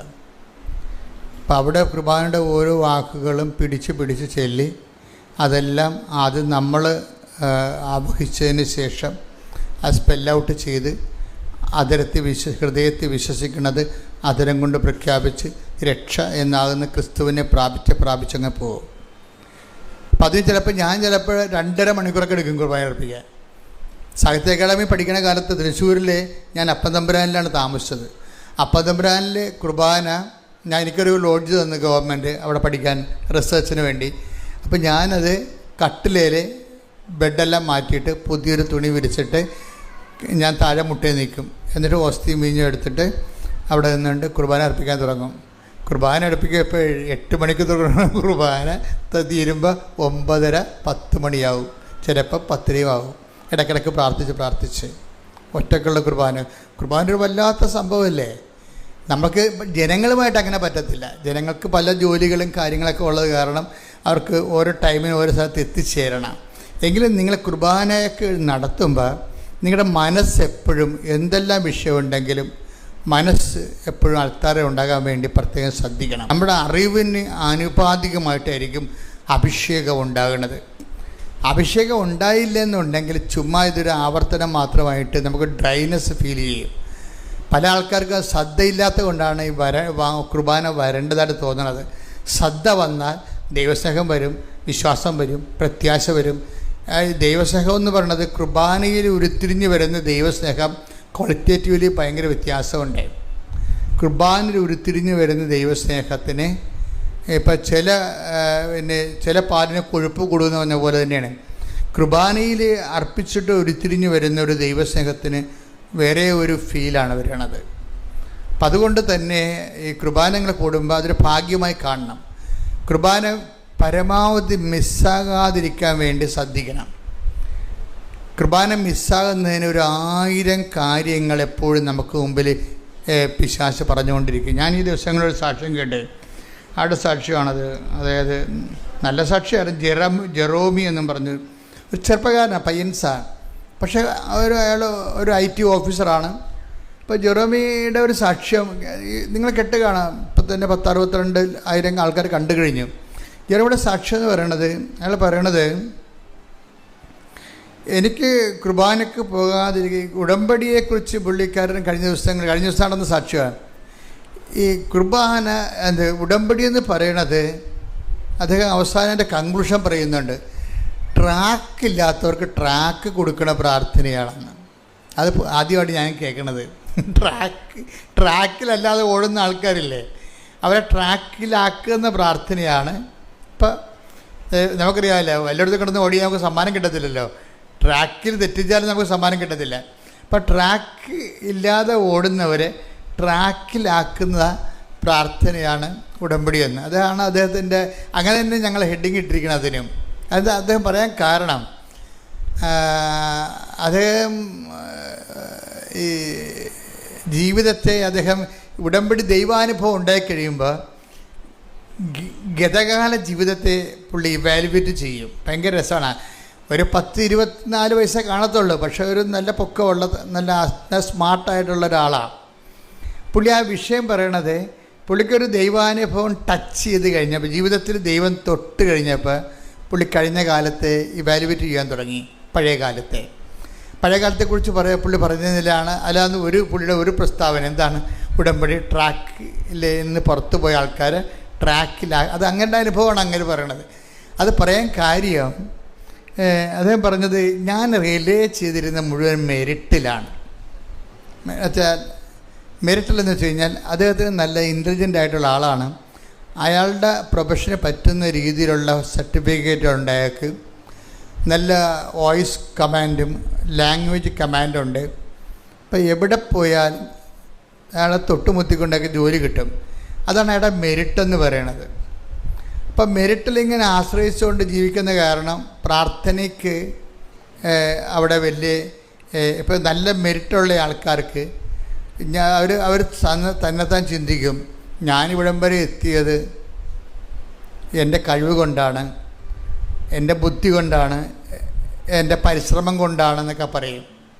ഈ മെരിറ്റിൽ എന്നെ സംബന്ധിച്ചിടത്തോളം പലപ്പോഴും ഞാനിപ്പോൾ ഒരു ലക്ഷക്കണക്കിന് മനുഷ്യരെ കൗൺസിൽ ചെയ്തിട്ടില്ലേ, അപ്പോൾ എനിക്ക് മനസ്സിലായത് ഒരു മനുഷ്യൻ്റെ ദുരന്തം അവന് തകർച്ച വരാൻ പോകുന്നു എന്നുള്ളത്, തകർച്ച വാതിക്കലെത്തിയെന്ന് നമുക്ക് എങ്ങനെ മനസ്സിലാകും? കംപ്ലീറ്റ്ലി ഈ മനുഷ്യൻ കുറച്ച് കഴിയുമ്പോൾ റിയലൈസ് ചെയ്യും, സ്വന്തം കഴിവിൽ റിയലൈസ് ചെയ്യും. പക്ഷേ ഉള്ള പ്രോബ്ലം എന്ന് വെച്ച് കഴിഞ്ഞാൽ, ഇത് സ്വന്തം കഴിവ് റിയലൈസ് ചെയ്യണമെങ്കിൽ ഇതിൻ്റെ അകത്ത് നിനക്ക് നിത്യത അസൈൻ ചെയ്ത് തന്നിട്ടുണ്ടെങ്കിൽ നീ ഇങ്ങനെ ട്രാക്ക് ഔട്ടായി കാണുമ്പോൾ ദൈവം നിന്നെ ട്രാക്കിലേക്ക് കൊണ്ടുവരും. നിത്യത അസൈൻ ചെയ്തിട്ടില്ലെങ്കിൽ വലിയ പ്രശ്നമൊന്നുമില്ല. നിരീശ്വരന്മാർ ഇവിടെ എന്തെല്ലാം വലിയ റാങ്ക് ഹോൾഡേഴ്സും വലിയ രീതിയിലുള്ള ഫിസിക്കൽ കോൺട്രിബ്യൂഷൻസ് നടക്കണില്ലേ? അപ്പം അത് നടക്കും. പക്ഷേ നിത്യത അസൈൻ ചെയ്താൽ, ഇപ്പം ഞാൻ അമ്മ മാതാവിനെ നേരെ കണ്ട ആളാണ്. അപ്പം എന്താണ് മരണാന്തരം എന്നൊക്കെ എനിക്ക് വ്യക്തമായത് കൊണ്ട്, അതുകൊണ്ടാണ് ഞാൻ എപ്പോഴും നിത്യതയെക്കുറിച്ച് സംസാരിക്കണത്. കാര്യം ഈ ലൈഫ് 70 കൊല്ലമൊക്കെ കഴിയുമ്പോൾ ചാപ്റ്റർ ക്ലോസ് ചെയ്യത്തില്ലേ? തന്നെയല്ല, നമ്മളെങ്ങനെ ഈ ലൈഫിനെക്കുറിച്ച് നോക്കി എന്തോ ഒരു കോമഡിയാണെന്ന് നോക്കി. ഇപ്പം നമ്മൾ ബ്യൂട്ടീഷ്യൻ്റെ ഇടയ്ക്ക് ചില ആൾക്കാർ പോവും, ചിലരൊക്കെ വന്ന് ഇവിടെ എന്നെ പ്രാർത്ഥിക്കും, കച്ചവടം പൂട്ടാൻ നേരമായി, അച്ഛാ പ്രാർത്ഥിക്കണമെന്നൊക്കെ പറയും. ഞാൻ പറയും, നിങ്ങൾ വേറെ ഒരു ജോലി കൂടി കണ്ടുപിടിക്കൂ എന്ന് പറയും. എന്നിട്ട് അവരെ ബ്ലെസ് ചെയ്യും. കാര്യം ഒരു ജോലിയെ തന്നെ ഒരിക്കലും നമ്മൾ ആശ്രയിക്കരുത്. ഇപ്പോൾ ഈ ജോലി നല്ലവണ്ണം തന്നെ ഓടുന്നുണ്ടെന്ന് വിചാരിച്ചോ, അപ്പോൾ ഇത് തന്നെയാണ് എൻ്റെ ജീവിതം എന്ന് പറഞ്ഞുകൊണ്ട് നിങ്ങൾ ലൈഫ് മൊത്തം കൊണ്ട് എൻ്റെ അത് ഇൻവെസ്റ്റ് ചെയ്യും. That is known sense. അങ്ങനെ ചെയ്യരുത്. നല്ല ശരിക്കും ഫരീഷ നിൽക്കുന്ന ഒരു ജോലി ഉണ്ടാകുമ്പോൾ തന്നെ നിങ്ങൾ ബദലായിട്ട് സമാന്തര മാർഗ്ഗങ്ങൾ തുറക്കണം. അല്ലെങ്കിൽ സമാന്തര മാർഗ്ഗങ്ങൾ തുറക്കാൻ വേണ്ടിയുള്ള ആസ്തി ഭദ്രത ഡിപ്പോസിറ്റിലേക്ക് മാറ്റണം. ഏത് സമയത്താണ് ചീട്ട് കൊട്ടാരം നേരെ കൂപ്പുപൂത്രം നമുക്കൊരു പിടിയില്ല. കാലദേശങ്ങൾ ഇങ്ങനെ മാറുന്നതനുസരിച്ചുകൊണ്ട് ഇതെല്ലാം അഭിരുചികൾ മാറും, താല്പര്യങ്ങൾ മാറും, ആവശ്യങ്ങൾ മാറും. അതനുസരിച്ച് നമ്മുടെ പ്രൊഫഷൻ മാറിക്കൊണ്ടിരിക്കും. അപ്പോൾ എൻ്റെ പ്രശ്നം വെച്ചാൽ ഒരു പ്രൊഫഷൻ കിട്ടി, അതിൽ മാത്രം ഇങ്ങനെ ഇൻവെസ്റ്റ് ചെയ്ത്, ഇപ്പം ഈ ജെറോമി എന്ന് പറയുന്ന ആളൊരു ITI ആയിട്ടുള്ള ഒരു പ്രൊഫഷണലാണ്. അയാൾ അബുദാബി വർക്ക് ചെയ്യാണ്. വൈഫുണ്ട് അവിടെ, കുടുംബമായിട്ട് സെറ്റ് ചെയ്യുന്നു, അമ്മയുണ്ട് കൂടെ. അവർ വെൽ സെറ്റിൽഡ് എന്ന് പറയുന്ന രീതിയിൽ വെൽ സെറ്റിൽഡാണ്. വെൽ സെറ്റിൽഡായിട്ട് പോകുമ്പോൾ തന്നെ ഈ മനുഷ്യൻ്റെ കുർബാനയൊക്കെ ഒന്നുമില്ല. കുർബാനയ്ക്ക് പോകുന്ന കാര്യം അമ്മ കൂടെ ഉള്ളതുകൊണ്ട് അമ്മ ഓർപ്പിക്കും. അമ്മ കൂടെ ഉള്ളതെന്ന് പറയുമ്പോൾ നമ്മളെ ഓർപ്പിക്കാൻ വേണ്ടിയുള്ള ദൈവത്തിൻ്റെ ഒരു അംബാസിഡറാണ് അമ്മയെന്ന് പറഞ്ഞ ആൾ. അമ്മമാർ ചില സമയത്ത് ആ അംബാസിഡർ പണി ചെയ്യത്തില്ല. അമ്മയെന്ന് പറഞ്ഞാൽ ദൈവത്തിൻ്റെ അംബാസിഡറാണ്. വെച്ചാൽ മക്കളെ ദൈവത്തിൻ്റെ വഴികൾ ഓർപ്പിക്കും. ഇപ്പം നിങ്ങൾ ന്യൂസിലേക്ക് വിളിക്കുമ്പോൾ നിങ്ങൾ ഉടനെ ശമ്പളത്തിൻ്റെ കാര്യമല്ലേ ചോദിക്കണത്. ബാങ്കുകാരെ വിളിച്ചായിരുന്നു, ഇങ്ങനെ പോയാൽ ജപ്തി ആകുന്നില്ല, അത് അവനെ ഭീഷണിപ്പെടുത്തുകയല്ലേ ചെയ്യണത്. അത് നിങ്ങളുടെ ഒരു ഫ്രസ്ട്രേഷൻ കൊണ്ട് ചെയ്യണതാണ്. പക്ഷേ അവൻ്റെ ആധ്യാത്മിക കാര്യങ്ങൾ നിങ്ങൾ ചോദിക്കണം. കാര്യം നിങ്ങളുടെ ചുമതലയാണത്. അത് നിങ്ങളുടെ കെയർ ഓഫിലാണ്. നിങ്ങളതിൻ്റെ അംബാസിഡറാണ്. നിങ്ങൾ ഓർപ്പിക്കാനുള്ള ദൈവരാജ്യത്തിൻ്റെ അംബാസിഡറാണ്. ദൈവരാജ്യത്തിൻ്റെ നയങ്ങളും നിലപാടുകളും പറഞ്ഞു കൊടുക്കേണ്ടത് ആരാണ്? അമ്മ മരിക്കണവരെ അമ്മ തന്നെയാണ്.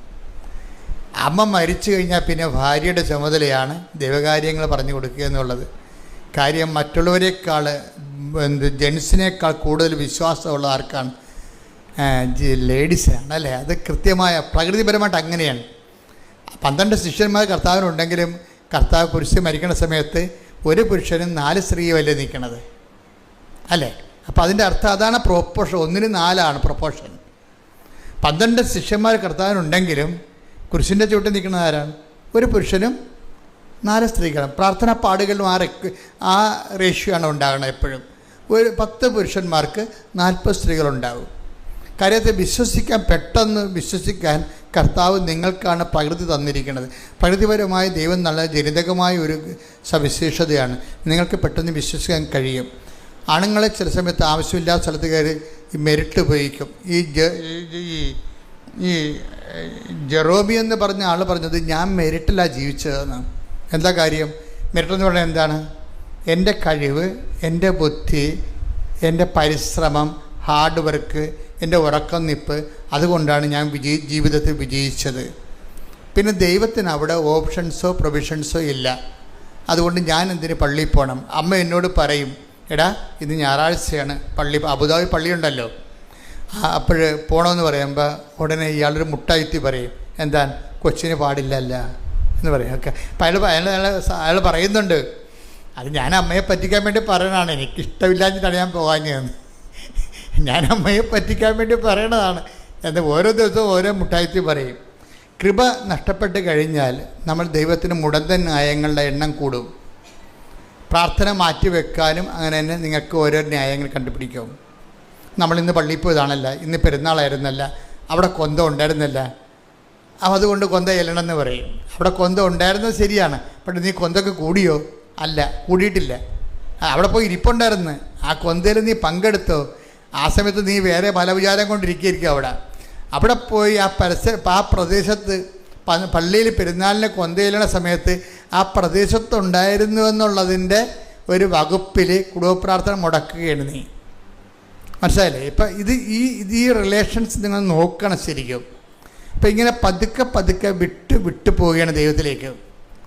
ഈ ആൾക്ക് നിത്യത അസൈൻ ചെയ്തിട്ടുണ്ടെങ്കിൽ എന്ന് വെച്ച് കഴിഞ്ഞാൽ നിങ്ങളുടെ പഴയകാല വിശ്വാസവും നിങ്ങളുടെ കുടുംബത്തിൻ്റെ വിശ്വാസവും എല്ലാം കൊണ്ട് നിങ്ങൾക്ക് നിത്യതയ്ക്ക് നിങ്ങൾ അസൈൻ ചെയ്ത് പോകും. അതിനെ കൂദാശകൾ സ്വീകരിക്കുമ്പോൾ ഉണ്ടാകുന്ന ഒരു ഗുണവത, ഈ ജ്ഞാനസ്ഥാനമായാലും ഒപ്രിഷ്മയായാലും ഇതെല്ലാം നിത്യതയെ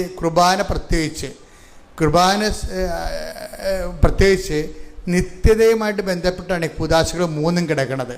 ജ്ഞാനസ്ഥാനം നിത്യതയുടേതാണ്, ഒപ്രിഷ്മ നിത്യതയുടേതാണ്, അതുപോലെ തന്നെ നിത്യയുടെ ഒപ്രിഷ്മയാണ് പവർഫുൾ വെച്ചാൽ നിത്യതയുമാണ് അനുദിന ജീവിതത്തിലതുമാണ്. ഒപ്രിഷ്മയ്ക്കുള്ള ഗുണവതാണ്. പരിശുദ്ധാത്മാവ് നിത്യതയിലും ഏറ്റവും പ്രധാനമായിട്ട് പരിശുദ്ധാത്മാവ് പ്രവർത്തിക്കുന്നത് അനുദിന ജീവിതത്തിലാണ്. നീ എന്താണ് വഴി, നീ നടക്കേണ്ട വഴി, നിൻ്റെ മുഖത്ത് നോക്കി ഉപദേശിക്കുമെന്ന് പറഞ്ഞുകൊണ്ട് നമ്മളെ ഓരോരോ സമയത്തും ദൈവത്തിൻ്റെ വഴികളിലൂടെ നയിച്ചുകൊണ്ടിരിക്കുന്ന പരിശുദ്ധാത്മാവാണ്. നമുക്കൊരു കോൺഷ്യസ് ഉണ്ടായാൽ മാത്രം മതി പരിശുദ്ധാത്മാവിനെക്കുറിച്ച്. പിന്നെ നഷ്ടപ്പെട്ടു പോകാതിരിക്കാൻ വേണ്ടി ഒരു പ്രിക്കോഷൻസ് ഉണ്ടാകണം, കോൺഷ്യസ് ഉണ്ടാകണം, ബോധം, പ്രിക്കോഷൻസ് ഉണ്ടാകണം. എന്താണ്? ഒരു മുന്നൊരുക്കം ഉണ്ടാകണം, നമുക്കതിനെക്കുറിച്ച് ജാഗ്രത ഉണ്ടാകണം. അത്ര ഉണ്ടെങ്കിൽ പരിശുദ്ധാത്മാവിൻ്റെ ജീവിതം ഈസിയായിട്ട് നമുക്ക് ജീവിക്കാൻ പറ്റും. അപ്പം നീ നടക്കേണ്ട വഴി. ഇപ്പം ഇങ്ങനെ വരുമ്പോൾ ഈ ഡെയിലി പ്രാർത്ഥനാ ജീവിതത്തിനകത്ത് മങ്ങലേൽപ്പിച്ചു കഴിഞ്ഞാൽ പരിശുദ്ധാത്മാവ് വർക്ക് ചെയ്യാൻ കുറവ്. ഇപ്പം നമ്മൾ പരിശുദ്ധാത്മാവ് എങ്ങനെയാണ് വർക്ക് ചെയ്യണമെന്ന് വെച്ച് കഴിഞ്ഞാൽ, വിശ്വാസ പെട്രോൾ പോലെയും ചില വണ്ടികൾക്ക് നമ്മൾ ഒരു വർഷം കൂടുമ്പോൾ വണ്ടിയുടെ ഓയിൽ ഒഴിക്കത്തില്ലേ, അതുപോലെ തന്നെ പരിശുദ്ധാത്മാവിൻ്റെ പ്രവർത്തനം എന്ന് പറയണത്. ഓയിൽ ഒഴിക്കുമ്പോഴാണ് എൻജിൻ സ്മൂത്തായിട്ട് റൺ ചെയ്യത്തുള്ളത്. അല്ലെന്നുണ്ടെങ്കിൽ കുറച്ച് കഴിയുമ്പോൾ തേയ്മാനം കൂടും, കുറച്ച് കഴിയുമ്പോൾ ഇടയ്ക്ക് വീണ് പോകും, പിന്നെ അത് വിൽക്കാനേ പറ്റത്തുള്ളൂ. എൻ്റെ പാർട്സ് ചിലപ്പോൾ പറയും, നമ്മൾ പാർട്സിന് വേണ്ടി ചെല്ലുമ്പോൾ പറയും, അയ്യോ ഇത് ഇപ്പം കമ്പനി ഈ പാർട്സ് ഇറക്കണില്ലെന്ന് പറയും. നിൻ്റെ കാര്യത്തിൽ തീരുമാനമാകും, ആ വണ്ടി പോയി. അതാണ് സംഭവം. അത് ഓയിൽ പോയി. അതുകൊണ്ട് എപ്പോഴും പരിശുദ്ധാത്മാവിനെ നമ്മൾ ദുഃഖിപ്പിക്കാതിരിക്കണം, പിന്നെ നിർവീര്യമാക്കാതിരിക്കണം. അതാണ് ആത്മീയ ജീവിതം എന്ന് പറയുന്നത്. ശ്രദ്ധിക്കട്ടെ. ഹല്ലേലൂയ, ഹല്ലേലൂയ, ഹല്ലേലൂയ, ഹല്ലേലൂയ. യേശുവേ നന്ദി. ഹല്ലേലൂയ, ഹല്ലേലൂയ.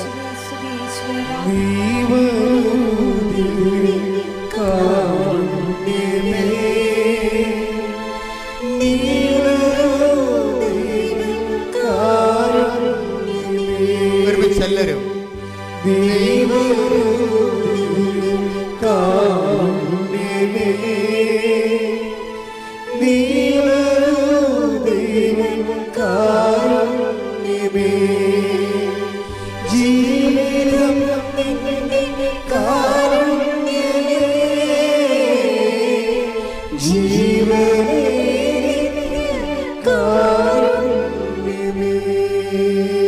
നിങ്ങൾ കേട്ട് പാടാതെ, ചുണ്ടുകൊണ്ട് പാടാതെ, ഒന്ന് ചങ്ക് കൊണ്ട് പാടുകയും ആ പ്രാർത്ഥന പാടുമ്പോൾ നീ വരൂ ദിവ്യകാരുണ്യമേ എന്ന് പറയുമ്പോൾ ദൈവത്തിന് തോന്നണം നീ പേഴ്സണലായിട്ട് ഇത് ആവശ്യപ്പെടുന്നുണ്ടെന്ന്. ആ വാക്ക് എപ്പോഴും പ്രാർത്ഥിക്കുമ്പോൾ, പാടുമ്പോഴും പ്രാർത്ഥിക്കുമ്പോഴും ആ വാക്കിൻ്റെ സെൻസ് നോക്കി വേണം പ്രാർത്ഥിക്കാൻ. അതാണ് സെൻസിബിൾ പ്രെയർ എന്ന് പറയണത്. ആ വാക്കിൻ്റെ സെൻസ് ഗ്രാസ്പ് ചെയ്ത് ആണ് നമ്മൾ അത് ആക്ടിവിറ്റി ചെയ്യണത്. അല്ലെങ്കിൽ നോൺസെൻസ് പ്രെയർ ആകും. പല ആൾക്കാരുടെയും പ്രാർത്ഥനയും പാട്ടും നോൺസെൻസ് പ്രെയറാണ്. എന്താ കാര്യം? അങ്ങനെ പാടുന്നു, കേൾക്കുന്നു, കേൾക്കണത് തട്ടിവിടുന്നു, അത്രേ ഉള്ളൂ നോൺസെൻസ് പ്രെയർ. പക്ഷേ സെൻസിബിൾ പ്രെയർ എന്ന് പറയണത് ആ വാക്ക് ഉദ്ദേശിക്കുന്നത് എന്താണ് അത് ഞാൻ ഫീൽ ചെയ്തിട്ടാണ് ഞാനത് പുറത്തേക്ക് സ്പെൽ ഔട്ട് ചെയ്യണത്. നമുക്കൊരുമിച്ച് ആ വാക്ക് നെഞ്ച് കൈവച്ചുകൊണ്ട് നീ വരൂ ദിവ്യകാരുണ്യമേ അനുഭവിച്ച് പാടാം. ശ്രുതികട ഹല്ലേലൂയ ഹല്ലേലൂയ ഹല്ലേലൂയ ഹല്ലേലൂയ ഹല്ലേലൂയ. നീ വരൂ ദിവ്യകാരുണ്യമേ, നീ വരൂ ദിവ്യകാരുണ്യമേ. ഒരുമിച്ച് എല്ലാവരും നീ വരൂ, നീ വരൂ ദിവ്യകാരുണ്യമേ, നീ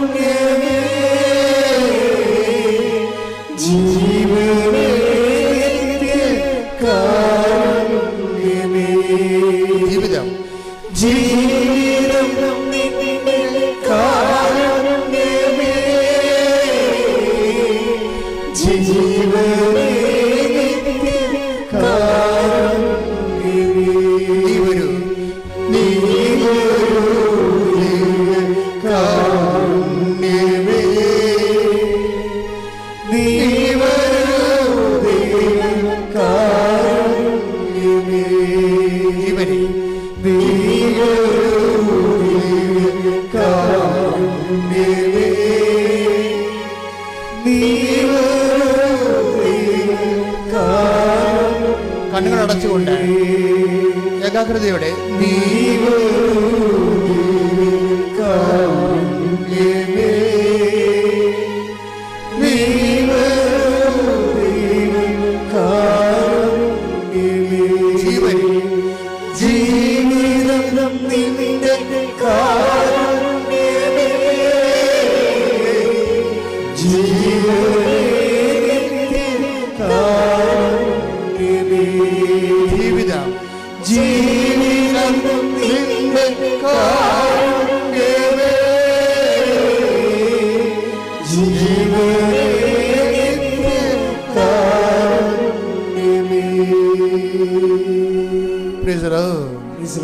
ഈ പാട്ടിൻ്റെ അഭിഷേകം എന്താണെന്നറിയാവോ? ജീവിതം നിൻ്റെ കാരുണ്യമേ, ജീവനെ നിത്യകാരുണ്യമേ. ഇത് not by merit but by grace. അത് എൻ്റെ കയ്യിൽ നിന്ന് വിട്ടുപോയി. എൻ്റെ ജീവിതം എൻ്റെ കയ്യിൽ നിന്ന് വിട്ടുപോയി. ഇനി എൻ്റെ കഴിവിലല്ല, നിൻ്റെ കാരുണ്യത്തിൽ. ശ്രുതികട്ടെ ഹല്ലേലൂയ ഹല്ലേലൂയ ഹല്ലേലൂയ ഹല്ലേലൂയ ഹല്ലേലൂയ. മഹത്വം മഹത്വം ദൈവമേ, ദൈവമേ ആരാധന, ദൈവമേ മഹത്വം. ഹല്ലേലൂയ ഹല്ലേലൂയ ഹല്ലേലൂയ. ആരാധന ആരാധന ഹല്ലേലൂയ. ജീവിതം നിന്റെ കാരുണ്യമേ, ജീവനേ നിന്റെ കാരുണ്യമേ. നീ വരൂ, നീ വരൂ ദിവ്യകാരുണ്യമേ, നീ വരൂ ദിവ്യകാരുണ്യമേ. നീ വരൂ. ഒരുമിച്ച് പാടും.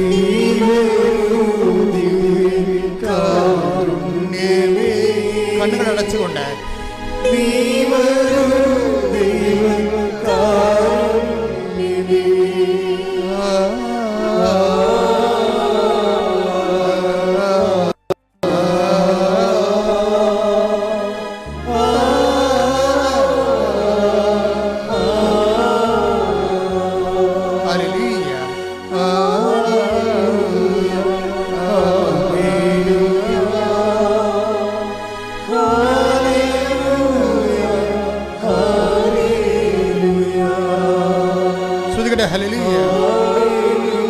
ഭാഷാപരത്തോടെ ഭാഷാപരത്തോടെ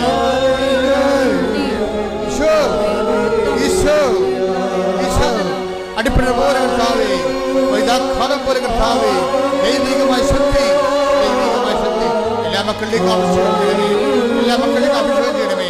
വീശി അടിക്കട്ടെ ദൈവത്തിന്റെ കാറ്റ്, ദൈവത്തിന്റെ കരുണയുടെ കാറ്റ്. നിന്റെ കഴിവല്ല, നിന്റെ കൃപ അടിയറവെക്കുന്ന കർത്താവേ, നിന്റെ തിരുസന്നിധിയിൽ കർത്താവേ, നിന്റെ കരുണയുടെ കാറ്റ്, നിന്റെ കരുണയുടെ കാറ്റ് വീശി അടിക്കണമേ, വീശി അടിക്കണമേ.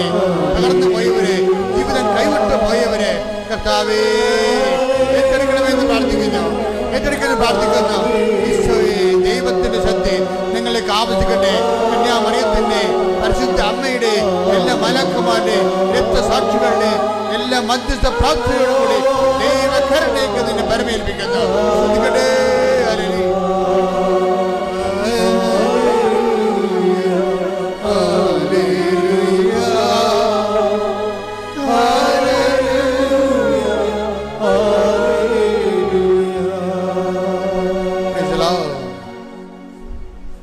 എഫെസ്യർ 4:30 രക്ഷയുടെ ദിനത്തിനു വേണ്ടി നിങ്ങളെ മുദ്രിതരാക്കിയ ദൈവത്തിന്റെ പരിശുദ്ധാത്മാവിനെ വേദനിപ്പിക്കരുത്.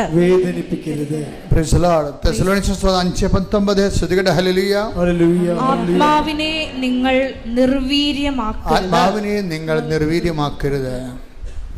അതായത് ഇതിൻ്റെ അകത്ത് വിഷയം എന്ന് പറയുന്നത്, നമ്മൾ എപ്പോഴും ഉടമ്പടിയിലിരിക്കുന്നവരെ പരിശുദ്ധാത്മാവ് നിർജ്ജീവമാകാതിരിക്കാനും വേദനിക്കാതിരിക്കാനും പ്രത്യേകം ശ്രദ്ധിക്കണം.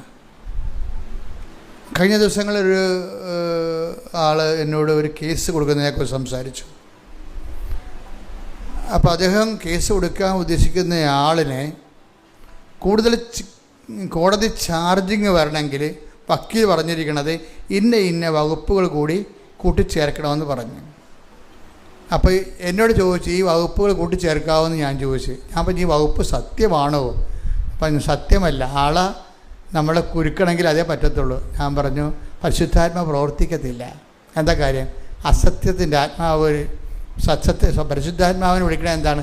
സത്യത്തിൻ്റെ ആത്മാവെന്നാണ് വിളിക്കണത്. സത്യത്തിൽ നിന്നുള്ളവരെല്ലാം എൻ്റെ സ്വരം കേൾക്കും. ഉടമ്പടി ജീവിതം എന്ന് പറയുന്നത് സത്യത്തിൻ്റെ ഒരു ജീവിതമാണ്. അവിടെ നിങ്ങൾ തോറ്റാലും സത്യമോ വെടിയരുത്. നിങ്ങൾ മറ്റുള്ളവരുടെ പ്രതികളുടെ മുമ്പിൽ, പിശാചിന് മുമ്പിൽ ജയിക്കാൻ വേണ്ടി പിശാചിൻ്റെ ആയുധങ്ങൾ ഉപയോഗിക്കരുത്, ദൈവത്തിൻ്റെ ആയുധങ്ങൾ ഉപയോഗിക്കണം. 6:25 എഫെസ്യൻസ് എടുക്കട്ടെ. ശ്രുതിക്കട്ടെ. ഹല്ലേലൂയ. എഫേസോസ് 6:13 മുതലുള്ള തിരുവചനങ്ങൾ. എഫേസോസ് 6:13. അതിനാൽ ദൈവത്തിന്റെ എല്ലാ ആയുധങ്ങളും ധരിക്കുവിൻ. തിന്മയുടെ ദിനത്തിൽ ചെറുത്തു നിൽക്കാനും എല്ലാ കർത്തവ്യങ്ങളും നിറവേറ്റിക്കൊണ്ട് പിടിച്ചു നിൽക്കാനും അങ്ങനെ നിങ്ങൾക്ക് സാധിക്കും. അതിനാൽ സത്യം കൊണ്ട് അരമുറുക്കി നീതിയുടെ കവചം ധരിച്ച് നിങ്ങൾ ഉറച്ചു നിൽക്കുവിൻ. സമാധാനത്തിന്റെ സുവിശേഷത്തിനുള്ള ഒരുക്കമാകുന്ന പാദരക്ഷകൾ ധരിക്കുവിൻ.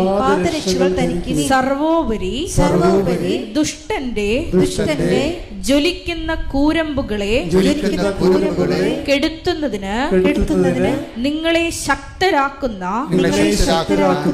വിശ്വാസത്തിന്റെ പരിച എടുക്കുവിൻ. രക്ഷയുടെ പടത്തൊപ്പി അണിയുകയും ദൈവവചനമാകുന്ന ആത്മാവിന്റെ വാൾ എടുക്കുകയും ചെയ്യുവിൻ. ഉടമ്പടി ജീവിതത്തിലെ ഒരു ജീവിതക്രമമുണ്ടത്. ജീവിതക്രമം, അതായത് ഇപ്പം ഈ നമ്മുടെ ജെറോമി പറയണത്, അവസാനം പറയണത്, ഞങ്ങൾ ഉടമ്പടി ജീവിക്കാൻ തുടങ്ങിയപ്പോൾ. അപ്പോൾ എനിക്ക് ഭയങ്കര ഇഷ്ടപ്പെട്ട ആ വാക്ക്. എന്താ അദ്ദേഹം പറയണത്? ഞങ്ങൾ രാവിലെ എഴുന്നേറ്റ് പ്രാർത്ഥിക്കാൻ തുടങ്ങിയെന്നോ ഞങ്ങൾ ദാനധർമ്മം ചെയ്യാൻ തുടങ്ങിയെന്നോ എന്നല്ല പറയണത്. ഞങ്ങൾ എന്തൊരു കോൺഷ്യസാണ്. ഞങ്ങൾ ഉടമ്പടി ജീവിക്കാൻ തുടങ്ങിയപ്പോൾ എന്ത് പറ്റി? ജീവിക്കാൻ തുടങ്ങുമ്പോൾ ഉടമ്പടിയുടെ പ്രൊട്ടക്ഷൻസ് വരും. എന്താണ് പ്രൊട്ടക്ഷൻ എന്ന് പറയണത്? അതിനകത്ത് വാഗ്ദാനങ്ങളാണ് ഉടമ്പടിയുടെ പ്രൊട്ടക്ഷൻ എന്ന് പറയുന്നത്. അപ്പോൾ നമ്മൾ ഉടമ്പടി എടുക്കുന്നത്, അപ്പോൾ നമ്മൾ ഉടമ്പടി എടുക്കുമ്പോൾ നമ്മൾക്ക് നമ്മുടെ അക്കൗണ്ടിലേക്ക് വരണത് ഒരു അക്കൗണ്ട് ദൈവമായിട്ട് ഓപ്പൺ ചെയ്യണം. നമ്മൾ ആ അക്കൗണ്ടിൻ്റെ സാധ്യത എന്ന് പറഞ്ഞാൽ ദൈവത്തിന് 8850 വാഗ്ദാനങ്ങളിലേക്കാണ് നമ്മൾ വരണത്. ആ വാഗ്ദാനങ്ങൾ ഒന്നാണ് എന്താ ഉള്ളത്? ഞാൻ നിനക്ക് മുമ്പേ എൻ്റെ ദൂതനെ അയക്കുമെന്നുള്ളത്. അപ്പോൾ ഇവിടെ ചെന്നാലും നമുക്ക് മുമ്പേ കർത്താവ് ആ ജോലി ചെയ്യാൻ വേണ്ടിയുള്ള ആളെ നമുക്ക് വേണ്ടി നിശ്ചയിച്ചിരിക്കും. വല്ലാത്ത പ്രൊട്ടക്ഷൻ. അപ്പോൾ ഈ ജെറോമിയുടെ വിഷയം എന്ന് പറയണത്, ജെറോമി ഉടമ്പടി എടുത്ത്, ജെറോമി എന്താ ലൈഫ് എന്താണ്? ഉടമ്പടി അല്ലാത്തൊരു ജീവിതത്തിൽ മെറിറ്റിൽ മാത്രം ആശ്രയിച്ച് ജീവിക്കുകയും സ്വന്തം കഴിവിൽ നല്ല ശമ്പളമാണ്. അപ്പോൾ അതുകൊണ്ട് അതിലുകൊണ്ട് ജീവിച്ച് പോകണവർ. ഇപ്പോൾ ഈ പ്രത്യേകിച്ച് അതുകൊണ്ട് പ്രാർത്ഥനാ ജീവിതം ഭയങ്കര ഡാമേജാണ്. എന്താ കാര്യം? മെറിറ്റ് കൊണ്ട് തന്നെ അയാൾ ജീവിക്കുന്നുണ്ട് ഭൗതികമായി. അപ്പോൾ ഭൗതികമായ ആനുകൂല്യങ്ങൾക്ക് വേണ്ടി മാത്രമാണ് നിങ്ങൾ ദൈവത്തിൽ ആശ്രയിക്കണമെങ്കിൽ വചനം നിങ്ങളെ ഒരു രണ്ടാം തരം പൗരനായിട്ടാണ് കാണുന്നത്. ദൈവരാജ്യത്തെ പൗരന്മാരെ രണ്ടായിട്ട് വചനം തിരിച്ചിട്ട് പറയും, നിങ്ങൾ മറ്റു മനുഷ്യരെക്കാൾ ഹതഭാഗ്യന്മാരാണ്. എന്താണ്? ഇങ്ങനെയുള്ള ഒരു ദൗത്യം വചനവും ആത്മാവിനെയും പ്രോമിസ് ചെയ്യപ്പെടാത്ത ഒരു ജനതയെക്കാളും മോശമാണ് ആര്? ഈ സ്വന്തം ഭൗതിക ആവശ്യങ്ങൾക്ക് വേണ്ടി മാത്രം ക്രിസ്തുവിൽ ആശ്രയിക്കുന്നവർ. അപ്പോൾ എപ്പോഴും ക്രിസ്തുവിൽ ആങ്കർ ചെയ്യുമ്പോൾ ശ്രദ്ധിക്കേണ്ട കാര്യം, ഇതിൻ്റെ 50% മാത്രമേ ഈ ഭൗതിക ആവശ്യങ്ങൾ വരുന്നുള്ളൂ. 50% നിത്യതയാണ് വരുന്നത്. അപ്പോൾ നിത്യതയെക്കുറിച്ച് കോൺഷ്യസ് ആകണം. അതുകൊണ്ടാണ് ഭജന എപ്പോഴും പറയണത് യേശു ക്രിസ്തുവിൽ. എടുത്ത വചനെടുത്ത് 15:19 ഈ ജീവിതത്തിന് വേണ്ടി മാത്രം, ഈ ജീവിതത്തിന് വേണ്ടി മാത്രം ക്രിസ്തുവിൽ പ്രത്യാശ വച്ചിട്ടുള്ളവരാണെങ്കിൽ നമ്മൾ എല്ലാ മനുഷ്യരെയും നിർഭാഗ്യരാണ്. അപ്പൊ എന്താ പ്രശ്നം വെച്ചാൽ, ഈ ജീവിതത്തിന് വീട്, ജോലി, വിവാഹം, പ്രൊമോഷൻ, PR, പെൻഷൻ, ഇങ്ങനെയുള്ള ഈ ജീവിതത്തിന് വേണ്ടി മാത്രമാണ് നിങ്ങളെ ക്രിസ്തുവിൽ പ്രത്യാശ അർപ്പിച്ചെങ്കിൽ എന്ത് പറ്റും? അത് നിങ്ങൾ പ്രസാദവരത്തിലോ നിത്യതയിലോ അല്ല വിശ്വസിക്കണത്. അപ്പം മറ്റു മനുഷ്യരെക്കാളും നിങ്ങൾ ഹതഭാഗ്യവരാകും. എന്നും കുന്നും നമ്മൾ ഉടമ്പടി പുതുക്കുന്ന ഇപ്പം നീല പേപ്പർ ചില ആൾക്കാരുടെ കയ്യിലുണ്ട്, ചില ആൾക്കാരുടെ സിൽവർ ഗ്രേ ഉണ്ട്. അപ്പം ഞാൻ സിൽവർ ഗ്രേക്കാരോട് ചോദിക്കും, എന്നാ നിയോഗം വെച്ചിരിക്കണത്? അത് കെട്ടിച്ചു വിട്ട മകളുടെ മകൾ, അതായത് ഇവരുടെ പേരക്കിടാവ് ഇപ്പോൾ എന്തോ കുഴപ്പമുണ്ടെന്ന് പറയണത് അവൾ എന്നെ വിളിച്ച് പറഞ്ഞായിരുന്നു, അതാണ് വെച്ചിരിക്കണത്. അപ്പം നിങ്ങൾ മരണം വരെ ഉടമ്പടി ജീവിച്ച് സിൽവർ ഗ്രേയും കഴിഞ്ഞാലും ഇതുപോലെയുള്ള ഈ അലപരാധി കാര്യങ്ങളെ വെക്കത്തുള്ളൂ. ഇവർ ശരിക്കും പറഞ്ഞ് സിൽവർ ഗ്രേയിലൊക്കെ ഉള്ള ആൾക്കാർ വെക്കേണ്ടത് എന്താണ്? ഈ നിത്യത, ഈ ഭൗതികമായ വിഷയങ്ങളൊന്നും വെക്കരുത്. ഇതൊക്കെ എന്താ കാര്യം? ഇതൊക്കെ നിങ്ങൾക്ക് ആവശ്യമാണെന്ന് എൻ്റെ സ്വർഗ്ഗസ്ഥനായ പിതാവ് അറിയുന്നു. നിങ്ങൾ ആദ്യം ദൈവരാജ്യത്തെയും അതിൻ്റെ നീതിയെയും കുറിച്ചാണ് അന്വേഷിക്കുന്നത്. അപ്പോൾ ഈ 6 കാര്യങ്ങളും വെക്കേണ്ടത് എന്താണ്? കർത്താവിനെ അറിയിക്കാനും അറിഞ്ഞവരെ ആഴപ്പെടുത്താനും അതുപോലുള്ള പുതിയ ദൈവമേഖലകളിലെ ശുശ്രൂഷ കാര്യങ്ങളല്ലേ വെക്കേണ്ടത്. അപ്പോൾ ഉടമ്പടി ഗ്രോത്ത് അങ്ങനെ വരണത്. അപ്പോൾ അതുകൊണ്ടാണ് ഞാൻ ഈ സിൽവർ ഗ്രേ കഴിഞ്ഞിട്ട് ഇപ്പോൾ പുതുക്കൾ നിർത്തി വെച്ചതിൻ്റെ കാര്യം. ഇനിയിപ്പോൾ ഞാനിപ്പോൾ എല്ലാവരും നേരിട്ട് ഒരു ദിവസം കാണും, സിൽവർ ഗ്രേക്കാരെ എല്ലാവരും നേരിട്ട് കാണും.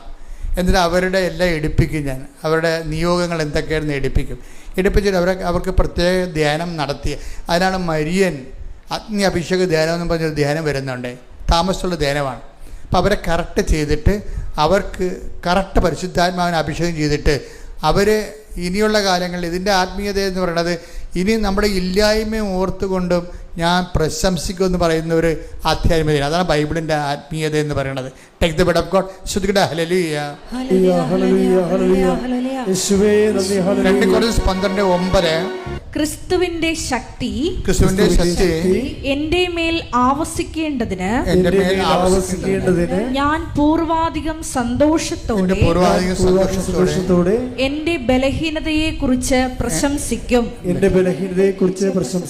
ഇപ്പൊ നമ്മൾ ഉടമ്പടിയുടെ 1-ാം ഘട്ടത്തിലും 2-ാം ഘട്ടത്തിലും ഒക്കെ നമ്മുടെ ഇല്ലായ്മ ഓർത്തുകൊണ്ട് പ്രാർത്ഥിക്കുകയല്ലേ ചെയ്യണത്, ഇല്ലേ? ഉടമ്പടി പുരോഗമിക്കുന്ന അനുസരിച്ചുകൊണ്ട് ഈ പ്രാർത്ഥന പ്രശംസയായിട്ട് മാറും. അതാണ് വ്യത്യാസം. പ്രാർത്ഥന പരിശുദ്ധാത്മാവ് നിറയുന്ന അനുസരിച്ചുകൊണ്ട് നമ്മുടെ ഇല്ലായ്മ ദൈവകൃപ ആർജിക്കാൻ വേണ്ടിയുള്ള ദൈവത്തിൻ്റെ പദ്ധതിയുടെ ഭാഗമായിട്ട് ആന്തരിക സന്തോഷം ഉണ്ടാകും. അത് അഭിഷേകത്തിൻ്റെ വേറെ ഒരു മുതിർന്ന തലമാണ്. അപ്പോൾ അത് നിങ്ങളുടെ അതിലേക്ക് വന്നു കഴിഞ്ഞാൽ പിന്നെ ഒന്നും നമ്മൾ ചോദിക്കത്തില്ല ദൈവത്തോട്. ആ ദിവസം എന്ന് പറഞ്ഞാൽ അങ്ങനെയല്ല. അഗ്നിയഭിഷേകത്തിൻ്റെ ആ ദിവസം നിങ്ങൾ എന്നോടൊന്നും ചോദിക്കത്തില്ല. യോഹന്നാൻ 16:23 അന്ന് നിങ്ങൾ എന്നോട് ഒന്നും ചോദിക്കുകയില്ല. 6 നിയോഗങ്ങളില്ല, അസ്തമിച്ചു. 6 നിയോഗങ്ങൾ അസ്തമിക്കും. അവിടെ വെച്ച് ചോദിക്കണത് എന്താണ്? പരിശുദ്ധാത്മാവ് മാത്രമേ ചോദിക്കത്തുള്ളൂ. അതുകൊണ്ടാണ് അവസാനം വരുമ്പോൾ നിയോഗങ്ങളെല്ലാം അവസാനിച്ചതിന് ശേഷം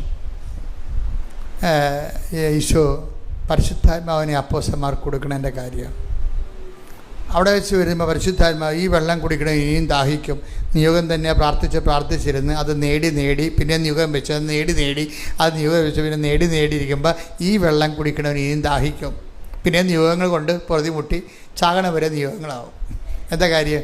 ദൈവം അത് ഉദ്ദേശിക്കണില്ല. ഈ വെള്ളം കുടിക്കണം, ഇനിയും ദാഹിക്കും.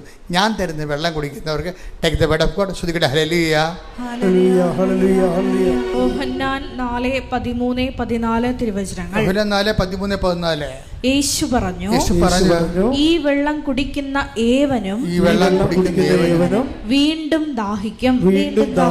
പുതിയൊരു ആവശ്യം, പുതിയ ആവശ്യങ്ങൾ ഉണ്ടായിക്കൊണ്ടേയിരിക്കും. ആക്രാന്തം ഉണ്ടായിക്കൊണ്ടിരിക്കും, അസ്വസ്ഥത ഉണ്ടായിക്കൊണ്ടിരിക്കും. പിന്നെന്താണ്? ഞാൻ തരുന്ന വെള്ളം കുടിക്കുന്നവർക്കൊരിക്കലും ദാഹിക്കത്തില്ല. ഞാൻ തരുന്ന വെള്ളം എന്താണ്? തിരുനാളിൻ്റെ മഹാദിനത്തിൽ അവൻ എഴുന്നേറ്റ് നിന്നും ഉച്ചത്തിൽ പറഞ്ഞു, ആർക്കെങ്കിലും ദാഹിക്കുന്നെങ്കിൽ അവൻ എൻ്റെ അടുത്ത് വരട്ടെ. എന്നെ വിശ്വസിക്കുന്ന അധരത്തിൽ നിന്ന് ഹൃദയത്തിൽ നിന്ന് ജീവജലത്തിൻ്റെ അരുവികൾ ഒഴുകും. ശ്രുതികട ഹല്ലേലൂയ. 7:37 യോഹന്നാൻ. ശ്രുതികട ഹല്ലേലൂയ.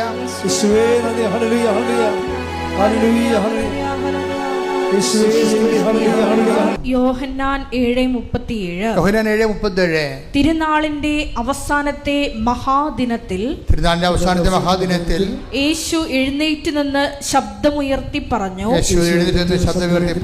ആർക്കെങ്കിലും ദാഹിക്കുന്നെങ്കിൽ അവൻ എന്റെ അടുക്കൽ വന്ന് കുടിക്കട്ടെ.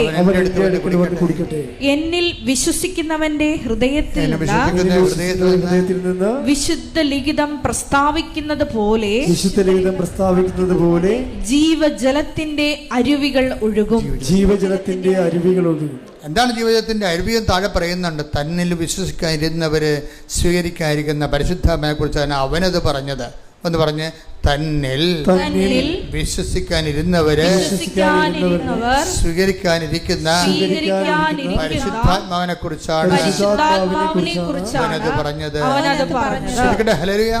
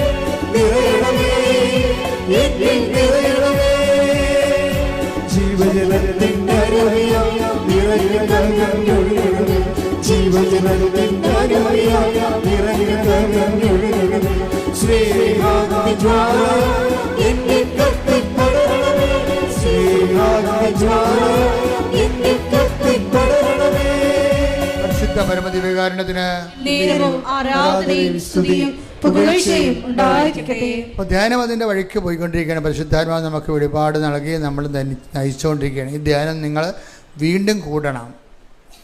നിങ്ങൾ ധ്യാനിപ്പിക്കുമ്പോൾ ഞാനും ധ്യാനം കൂടിക്കൊണ്ടിരിക്കുകയാണ്. കർത്താവ് നല്ല ചൈതന്യത്തോടെ ഈ കർത്താവിൻ്റെ അവകാശവും ഓഹരിയുമാകുന്ന ദൈവജനത്തോട് കാരുണ്യം കാണിക്കുന്നതാണ് ധ്യാനത്തിൻ്റെ എല്ലാ വശങ്ങളെയും കുറിച്ച് നമ്മൾ എന്ത് ചെയ്യണമെന്ന് പറഞ്ഞു തരുന്നുകൊണ്ടിരിക്കുന്നത്. പരിശുദ്ധാത്മാവിനെ നിലനിർത്തിക്കൊണ്ടിരുന്നാൽ അതിന് പറ്റുന്നൊരു ജീവിതം ജീവിക്കണമെന്നുള്ളതാണ് ഈ 6:13 എഫേസ്യൻസ് നമ്മൾ കണ്ടത്. എങ്ങനെ പരിശുദ്ധാത്മ ഇപ്പം നടപടി എഫേസസ് 4:30, തെസ്സലോനിക്കർ 5:19 പരിശുദ്ധാത്മാവിനെ എങ്ങനെ വേദനിപ്പിക്കാതിരിക്കാം, പരിശുദ്ധാത്മാവിനെ എങ്ങനെ ദുഃഖിപ്പിക്കാതിരിക്കാം, പരിശുദ്ധാത്മ ജീവിക്കാം, അതിനുള്ള ഒരു ഭൗതിക സാഹചര്യങ്ങളെക്കുറിച്ചാണ് നമ്മൾ എഫേസ്യസ് 6:13 പറയണത്. ദൈവത്തിൻ്റെ എല്ലാ ആയുധങ്ങളും ധരിക്കുവിനെന്ന് പറയണത്. ഇതൊക്കെ ഹോംവർക്കുകളാണ്. ഉടമ്പടി എടുത്തവരെ വീട്ടിൽ പോയിട്ട് വീണ്ടും ഈ ധ്യാനം ഒന്നിൽ കൂടണം. പക്ഷേ ദൈവത്തിന് തോന്നണം നിങ്ങൾ ധ്യാനം കൂടുകയാണെന്ന്. അല്ല അച്ഛൻ പറഞ്ഞ് ധ്യാനം കൂടാൻ, അച്ഛൻ പറഞ്ഞ് കൊച്ചി പോകാൻ, ഞാൻ കൊച്ചി പോകുമെന്ന് പറയരുത്. നിങ്ങൾ ദൈവത്തിന് തോന്നണം നിങ്ങൾ ദൈവമേഖലയിലേക്ക് വരുന്നു. ഇപ്പം എന്താ ഈ നമ്മുടെ ഇവനില്ലേ ജെറോമിയുടെ പ്രശ്നം എന്താ?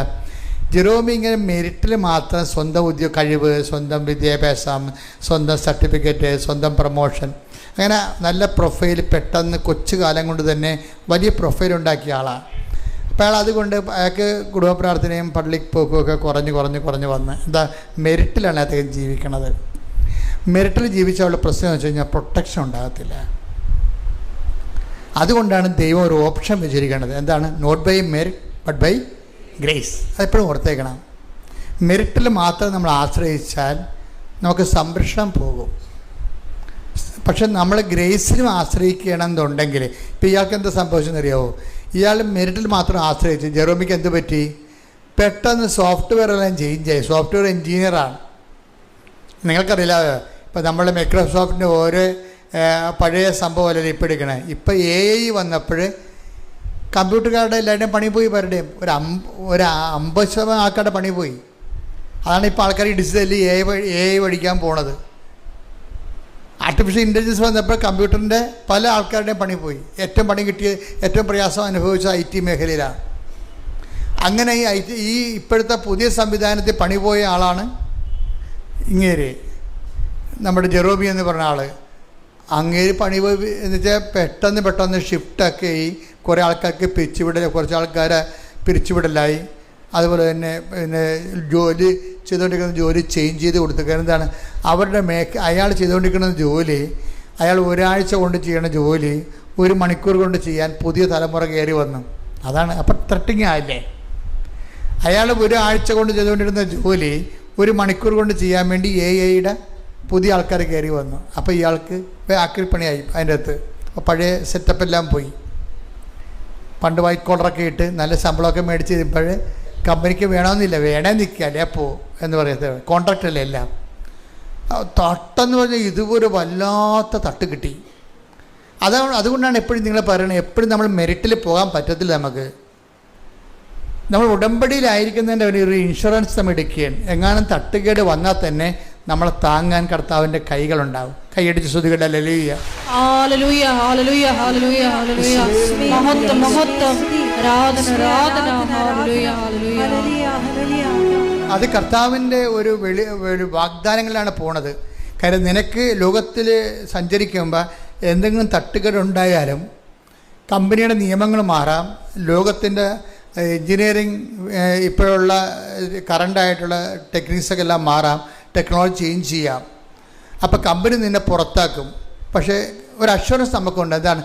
I will not disown you at any cost. Company മാറിയാലും ടെക്നോളജി മാറിയാലും ഞാൻ മാറത്തില്ല, ഞാൻ നിന്നെ തങ്ങും. ടേക്ക് ദ വെടപ്പോട്ട്. ശ്രുതികട ഹല്ലേലൂയ, നീ വരൂ. ശ്രുതികട ഹല്ലേലൂയ.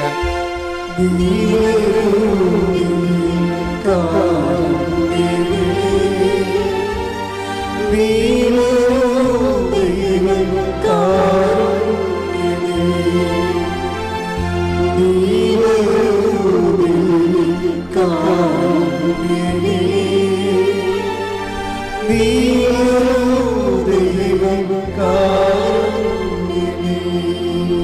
പരിശുദ്ധ പരമദിവ്യകാരുണ്യത്തിന് നേരവും ആരാധനയും സ്തുതിയും പുകഴ്ചയും ഉണ്ടായിരിക്കട്ടെ. എബ്രായർ 13:5 ഞാൻ നിന്നെ ഒരു വിധത്തിലും അവഗണിക്കുകയോ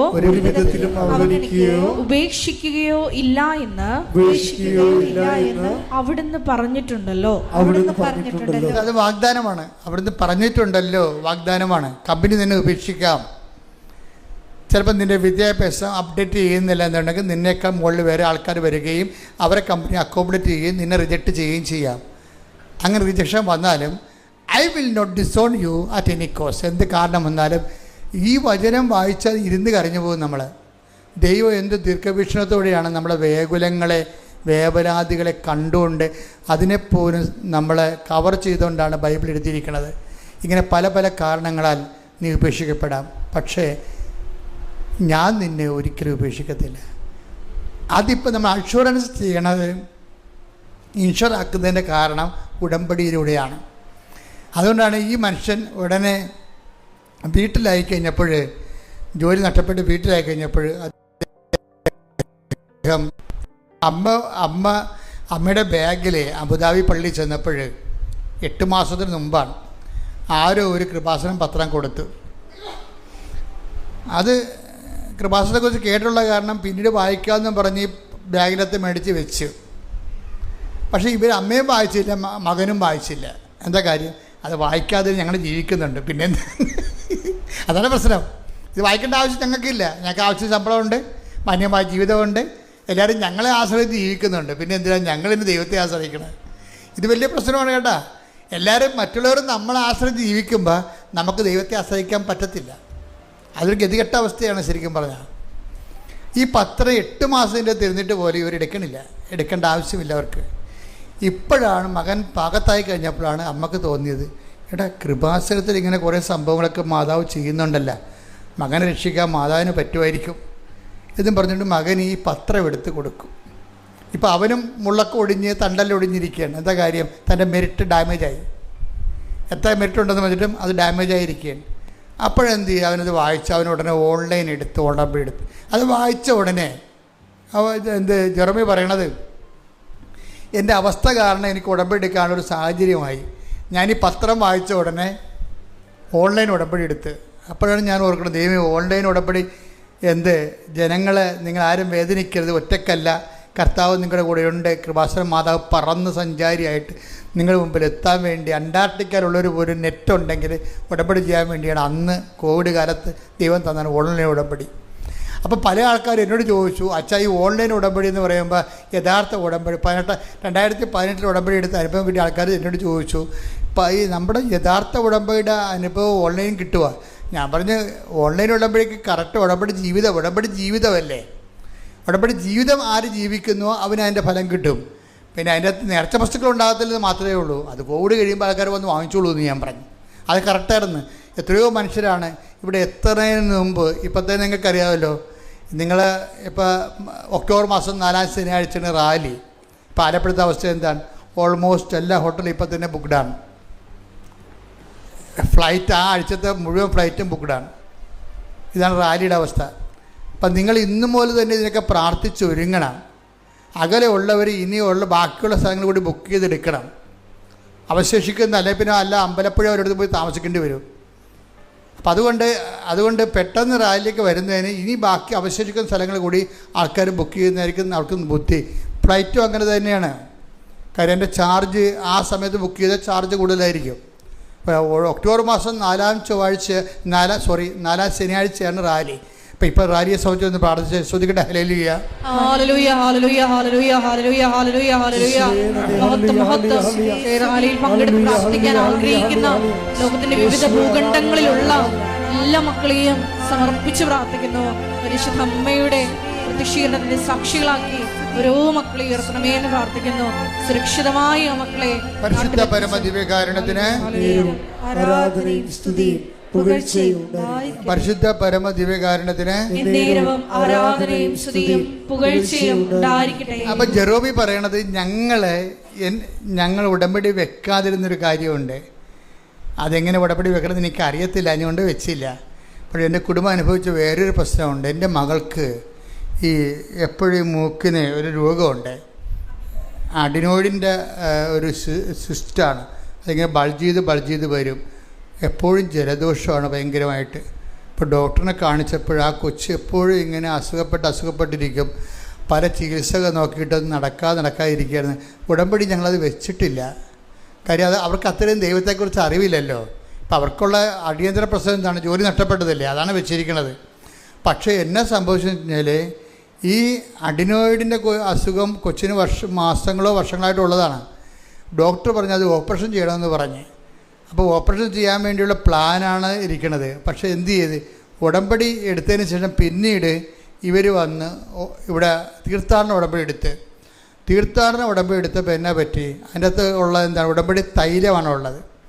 അപ്പോൾ ഉടമ്പടി തൈലം എടുത്ത് ഈ അഡിനോയിഡിനെ അവർ വിശ്വാസപ്രമാണം ചൊല്ലി അവർ പെട്ടാൻ തുടങ്ങി.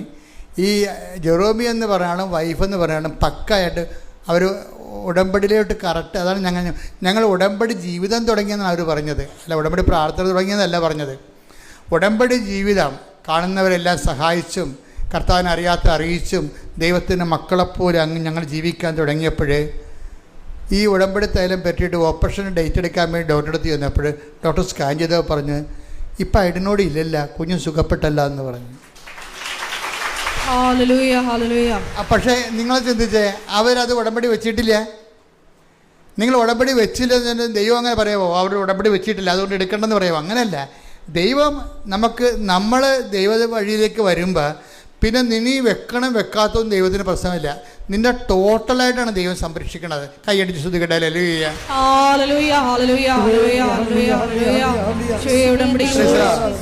പിന്നെ ഉടനെ ജെറോമി അടുത്ത അനുഭവങ്ങൾ എന്താ വെച്ചാൽ, ഉടമ്പടി ഇയാൾ സത്യസന്ധമായിട്ട് ജീവിക്കുകയല്ലേ. പണ്ട് ഒരു കൃപാസനം പത്രം കെട്ടിയിട്ട് 8 മാസമായിട്ട് വായിക്കാതിരുന്ന ആൾ ഇപ്പം എന്താണ്? കൃപാസനം പത്രം വാങ്ങിച്ചുകൊണ്ട് പോയിട്ട് ഇങ്ങനെ തന്നെയാണ് ആൾക്കാർക്ക് പറഞ്ഞു കൊടുക്കുന്നത് അങ്ങയുടെ അനുഭവങ്ങളെ. അപ്പോൾ ചെറുപ്പക്കാരെന്ന് പറഞ്ഞു കൊടുക്കുമ്പോൾ ദൈവം എന്തുമാത്രം മഹത്വപ്പെടുമെന്നറിയാവോ? ആണായാലും പെണ്ണാലും ചെറുപ്പക്കാരെപ്പോഴും ശ്രദ്ധിക്കണം. നിങ്ങൾ വയസ്സായിട്ട് വർക്ക് ചെയ്യാൻ ഇരിക്കരുത്. അതാണ് പറഞ്ഞത്, യുവാവേ നീ ചെറുപ്പമായിരിക്കുമ്പോൾ തന്നെ ദൈവത്തിന് അറിയാം. കാര്യം ദൈവത്തെ മഹത്വപ്പെടുത്താൻ പറ്റിയ ഏറ്റവും വലിയ എലഗൻ്റായിട്ടുള്ള പ്രായമാണത്.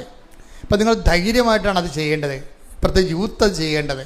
കാര്യം ദൈവം ഇരട്ടി മഹത്വപ്പെടും. ദൈവം നിങ്ങൾ വല്ലാതെ ഇങ്ങനെ വാരിയെടുത്ത് ഓൺ ചെയ്യും. അപ്പം അതുകൊണ്ടൊന്ന് പ്രാർത്ഥിക്കുക. കർത്താവായ ദൈവമേ എല്ലാ യുവജനങ്ങളെയും പ്രത്യേകം അനുഗ്രഹിക്കണം. അവർക്ക് വിശ്വാസത്തോടെ ആ വിശ്വാസം പ്രഘോഷിക്കാൻ അവർക്ക് പ്രത്യേക അഭിഷേകം നൽകണം. അവർക്ക് ദൈവസ്നേഹം നൽകണം. അവർ ദൈവത്തെ അറിഞ്ഞുകൊണ്ട് ലോകത്തിന്റെ അപ്പോസ്തലന്മാരായി സുവിശേഷ സാക്ഷികളായി അവരെ മാറ്റണമേ. ശ്രദ്ധിക്കട്ടെ. ഹല്ലേലൂയ.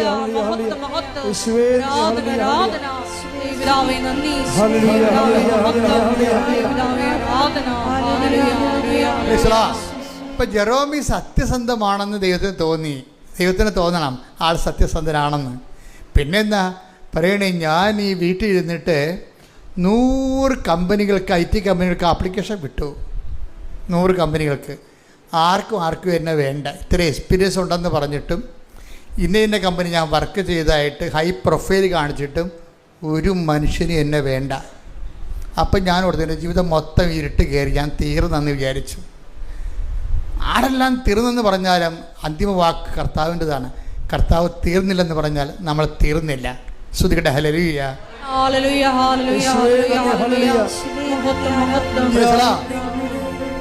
കൈവിടുവോ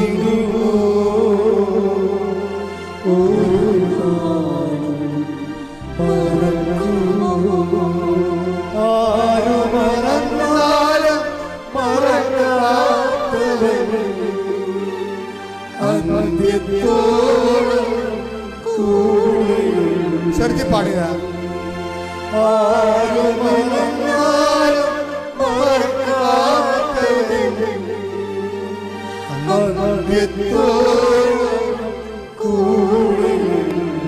ഞാൻ നിന്നെ ഒരുമിച്ച്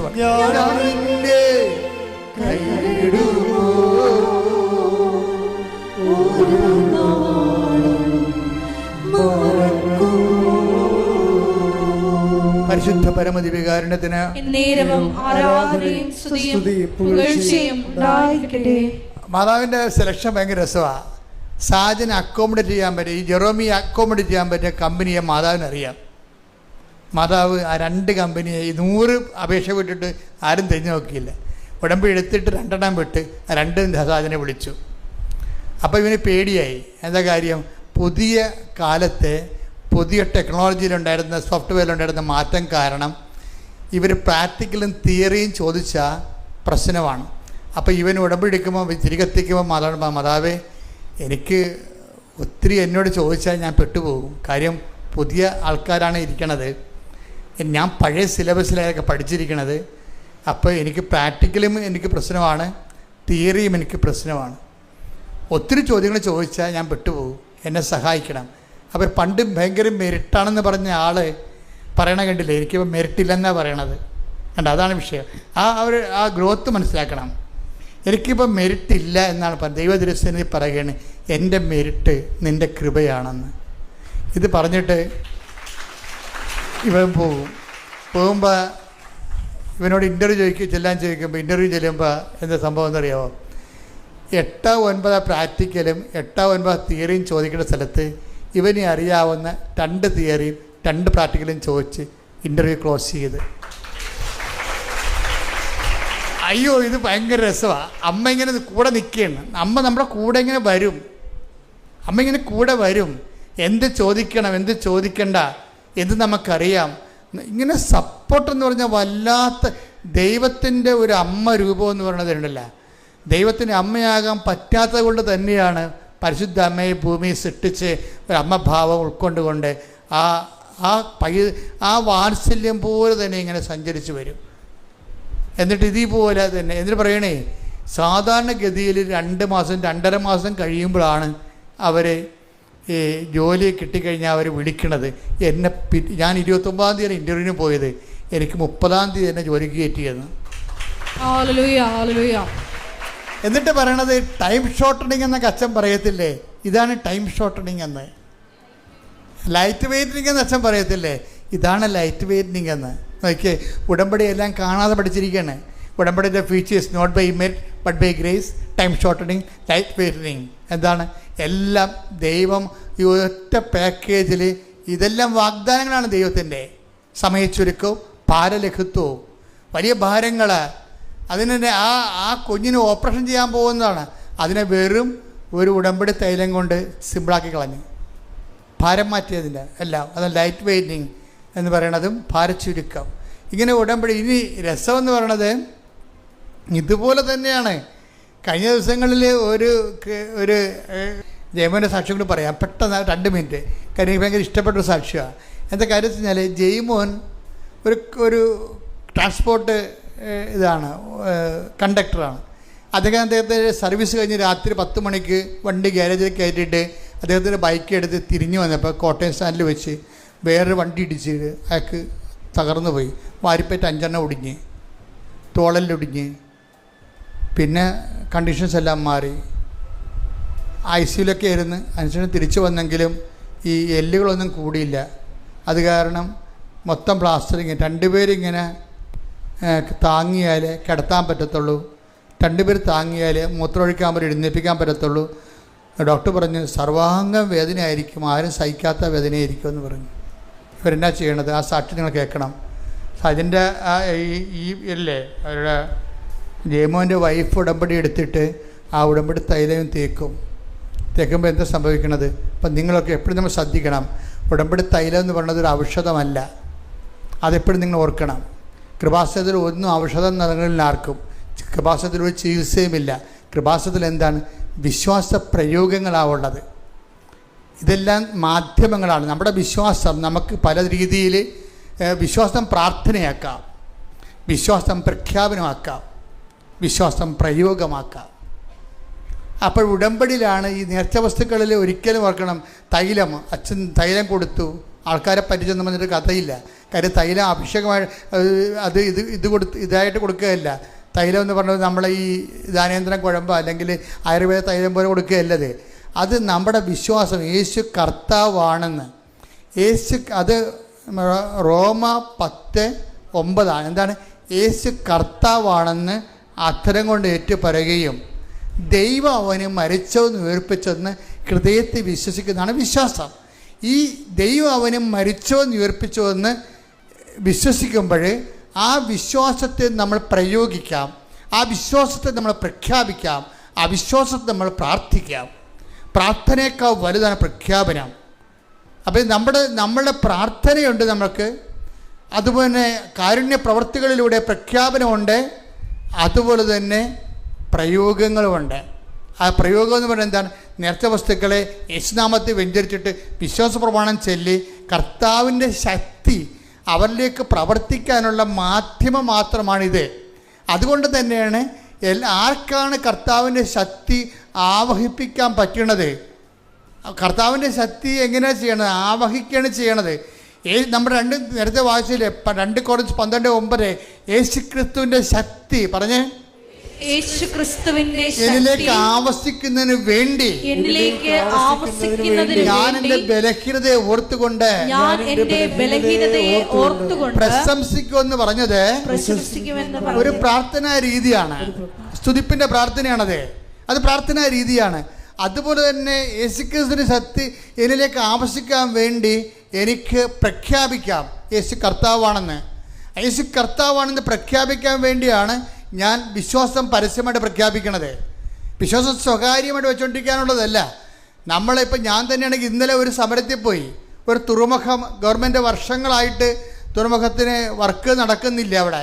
അപ്പോൾ അതിനൊരു സമരം, ആ തുറമുഖം തുടർന്ന് വികസന ഗവൺമെൻറ് കടലിലേക്ക് കല്ലിടാൻ വേണ്ടി, അത് ഇതുപോലെ തന്നെ ബ്രേക്ക് വാട്ടർ സിസ്റ്റം കിട്ടാൻ വേണ്ടി കോൺട്രാക്ടർമാർ പൈസ അവരവിടെ ഗവൺമെൻറ്റിൽ നിന്ന് കൊട്ടേഷൻ എടുത്തിട്ടും അവർ വർക്ക് ചെയ്യണില്ല. അപ്പോൾ സമരത്തിന് പോയി. അപ്പോൾ ഞാൻ സമരത്തിൽ ചെല്ലുമ്പോഴും ആ തുറമുഖത്തിൻ്റെ അവിടെ സമരത്തിൽ നിൽക്കുമ്പോഴും ഞാൻ ജപമാനം ചൊല്ലിക്കൊണ്ടാണ് യാതായം വിളിച്ചു പോണത്. എന്താ കാര്യം? എൻ്റെ വിശ്വാസ പ്രഖ്യാപനമാണത്. അല്ലാതെ സായിപ്പിനെ കാണുമ്പോൾ ഞാൻ കാവാത്ത മറക്കത്തില്ല, ലോഹയെ വിട്ട് കൊന്തം പിടിച്ചേ പോകത്തുള്ളൂ. ഇന്നലെ ഞാനൊരു കോടതി പോയെന്ന് വെച്ചാൽ 2013 കടൽ കയറിയപ്പോൾ ഒരു സമരം നടത്തിയപ്പോൾ ഞാനന്ന് കേസിൽപ്പെട്ട് ഞാൻ ആ കേസ് പറയാൻ വേണ്ടി ഇന്നലെ കോടതി ചെന്നപ്പോഴുണ്ട് കേസ് പറഞ്ഞ് ഇറങ്ങിയപ്പോൾ ഒരു ക്രിസ്ത്യാനി എന്നെ വിളിച്ച് മാവിൻ്റെ ചുവട്ടിൽ കൊണ്ടുപോയി. മാവിൻ്റെ ചുവട്ടിൽ കൊണ്ടുപോയി, അച്ഛാ ഇനി അച്ഛൻ ലോഹയെ വിട്ട് കോടതി വരരുത്, ഇത് നമ്മുടെ സമുദായത്തിന് നാണക്കേടാണെന്ന് പറയും. ഞാൻ പറഞ്ഞു, ജനങ്ങൾക്ക് വേണ്ടി നീതിക്ക് വേണ്ടി പോരാടിയതിന് ശേഷം ഒരു നിയമ പോരാട്ടത്തിൽ ഞാൻ വന്നിരിക്കുന്ന കർത്താവിൻ്റെ നാമത്തിൽ താൻ പണി നോക്കാൻ പറഞ്ഞു. അതെന്താ കാര്യം വെച്ച് കഴിഞ്ഞാൽ ഇത് വിശ്വാസ പ്രഖ്യാപനമാണത്. ഞാനൊരു പുരോഹിതനാണെന്നും ഞാൻ ഈ സോഷ്യൽ കോസിന് വേണ്ടി നിൽക്കുന്നത് നീതിക്ക് വേണ്ടിയുള്ള പോരാട്ടമാണെന്നും ദൈവത്തിന് മനസ്സിലാകും, ബോധമുള്ള ജനങ്ങൾക്ക് മനസ്സിലാകും. ബോധമില്ലാത്ത വല്ലതൊക്കെ വിളിച്ച് പറയും, I don't mind about that. പക്ഷെ എന്താണ്? അത് പ്രഖ്യാപനമാണ്. ഈ വിശ്വാസത്തെ നമ്മൾ പ്രാർത്ഥിക്കാം, വിശ്വാസത്തെ നമ്മൾ പ്രയോഗിക്കാം, അതുപോലെ വിശ്വാസത്തെ നമ്മൾ പ്രഖ്യാപിക്കാം. അതുപോലെ തന്നെ പ്രയോഗമാണ് ഈ ഉടമ്പടി തൈലം. വിശ്വാസ പ്രയോഗമാണ്, അല്ല ചികിത്സാവിധിയൊന്നും അല്ലത്. പക്ഷെ അതുകൊണ്ട് നിങ്ങൾക്ക് വിശ്വാസ പ്രമാണം കൃത്യമായിട്ട് അറിയണം, നിങ്ങൾ ചെയ്യണം എന്താണെന്ന് അറിയണം. ഈ ജർമ്മൻ്റെ വൈഫിനെ കൃത്യമായിട്ട് ഇത് പ്രയോഗിക്കാൻ അറിയാം. അവർ പതുക്കെ പാകതയോടെ വിശുദ്ധിയോടെ വിശ്വാസ പ്രമാണം ചൊല്ലിക്കൊണ്ടാണ് ഈ ഒടിഞ്ഞിരിക്കുന്ന തോളലില്ലേ അതിന് ഇതെല്ലാം കഴിഞ്ഞിട്ട് എത്ര കാലം കഴിഞ്ഞൊരു ഓപ്പറേഷൻ ചെയ്തെല്ലാം ശരിയാക്കണത് അറിയത്തില്ല. സങ്കടപ്പെട്ടൊരു ജീവിതമാണ്. അപ്പോൾ അവളിത് വിശ്വാസ പ്രമാണം ചൊല്ലിക്കൊണ്ട് ഈ ആശയത്തെ അവസ്ഥയിൽ തോളിൽ ഇങ്ങനെ ഉടമ്പടി തേലം തേച്ചുകൊണ്ടിരിക്കുകയാണ്. എന്നിട്ട് ഇതിനെ താങ്ങിക്കിടത്തും, രണ്ടുപേരും കൂടി താങ്ങിക്കിടത്തും. രാത്രിയായപ്പോൾ ഈ മനുഷ്യനെ ഒരാൾ വന്ന് തട്ടി ഇയാൾ ഉറക്കത്തിലിങ്ങനെ നോക്കുമ്പോൾ അമ്മ മാതാവ്. ഇയാൾ ഉടനെ എഴുന്നേക്കും, ഉറക്കത്തിലല്ലേ, തനിക്ക് തോന്നിയാണെന്നും പറഞ്ഞ് എഴുന്നേക്കും, പിന്നെ കിടക്കും. രാവിലെ എഴുന്നേറ്റിട്ട് നേരെ ആരുടെ സഹായമില്ലായി എഴുന്നേറ്റ് വരും ഈ മനുഷ്യൻ. ഡോക്ടറുടെ അടുത്ത് എന്നാ പറഞ്ഞത്, നിങ്ങൾക്ക് എന്ത് പറ്റി, എല്ലാ അസ്ഥികളും യോജിച്ചിരിക്കണമല്ല എന്ന്. ഇതാണ് എൻ്റെ വിഷയം. ഇത് പ്രയോഗമാണ്, വിശ്വാസ പ്രയോഗമാണ്. അപ്പം അതുകൊണ്ട് ഇത് ഉപയോഗിക്കുന്നൊരു വിശുദ്ധിയുടെ ഉപയോഗിക്കണം. അതുപോലെ തന്നെ ഉടമ്പടിയുടെ എല്ലാ കാര്യവും ജെറോമി പറഞ്ഞ പോലെ ഞാനും വൈഫും ഉടമ്പടി ജീവിക്കാൻ തുടങ്ങിയപ്പോൾ എന്നാണ്. ഉടമ്പടി ജീവിതമാണ്, അല്ലാതെ എന്തെങ്കിലും കാട്ടിക്കൂട്ടി ഒപ്പിക്കണമല്ല. അപ്പം അതുകൊണ്ട് ഉടമ്പടി നിങ്ങൾ ദൈവം സത്യസന്ധമായിട്ട് ജീവിക്കുക, ദൈവം നിങ്ങളുടെ കൂടെ ഉണ്ടാവും. Thank you. Praise the Lord.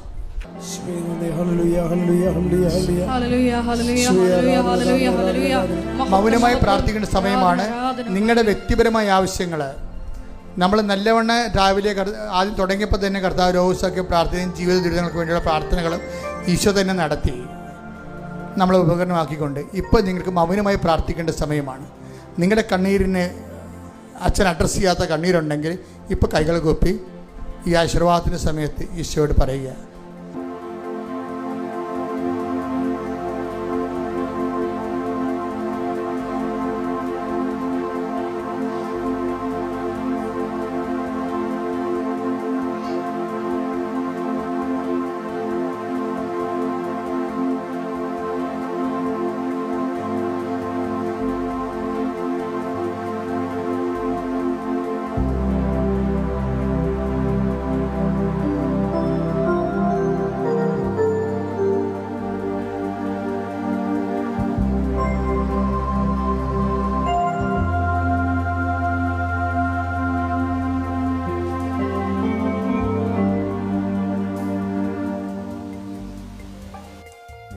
ഒരിക്കൽ കൂടി മരിയൻ ഉടമ്പടിയിൽ സമർപ്പിച്ചിരിക്കുന്ന എല്ലാ വിഷയങ്ങളും ദൈവമാതാവിൻ്റെ മുമ്പിൽ, ദൈവമാതാവിൻ്റെ മധ്യസ്ഥതയിൽ, ദിവ്യകാരുണ്യ സന്നിധിയിൽ സമർപ്പിച്ചുകൊണ്ട് നമുക്ക് ഒരു നിമിഷം മൗനമായിട്ട് പ്രാർത്ഥിക്കാം. പരിശുദ്ധ അമ്മയുടെ പ്രത്യക്ഷീകരണത്തിൻ്റെ സാക്ഷികളാക്കി ഞങ്ങളെയും ഞങ്ങളുടെ കുടുംബത്തെയും ഉയർത്തണമേ എന്ന് പ്രാർത്ഥിച്ചുകൊണ്ട് നമുക്ക് ശിരസ് നമിച്ച് ദിവ്യകാരുണ്യ നാഥൻ്റെ ആശീർവാദം സ്വീകരിക്കാം.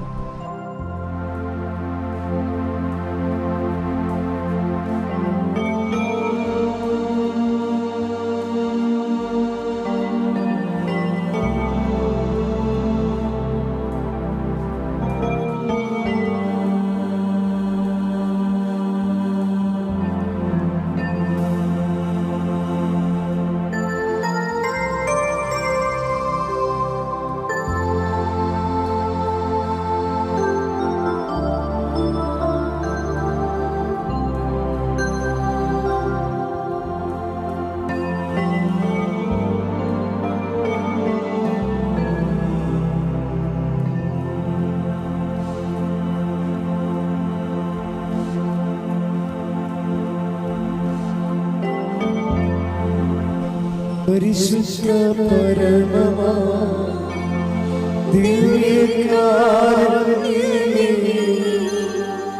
എന്നും അങ്ങേക്ക് ആരാധന. പരിശുദ്ധ പരമമാ ദിവ്യകാരുണ്യമേ, എന്നും അങ്ങേക്ക് പരിശുദ്ധ പരമമാ ദിവ്യകാരുണ്യമേ, എന്നും അങ്ങേക്ക് ആരാധന.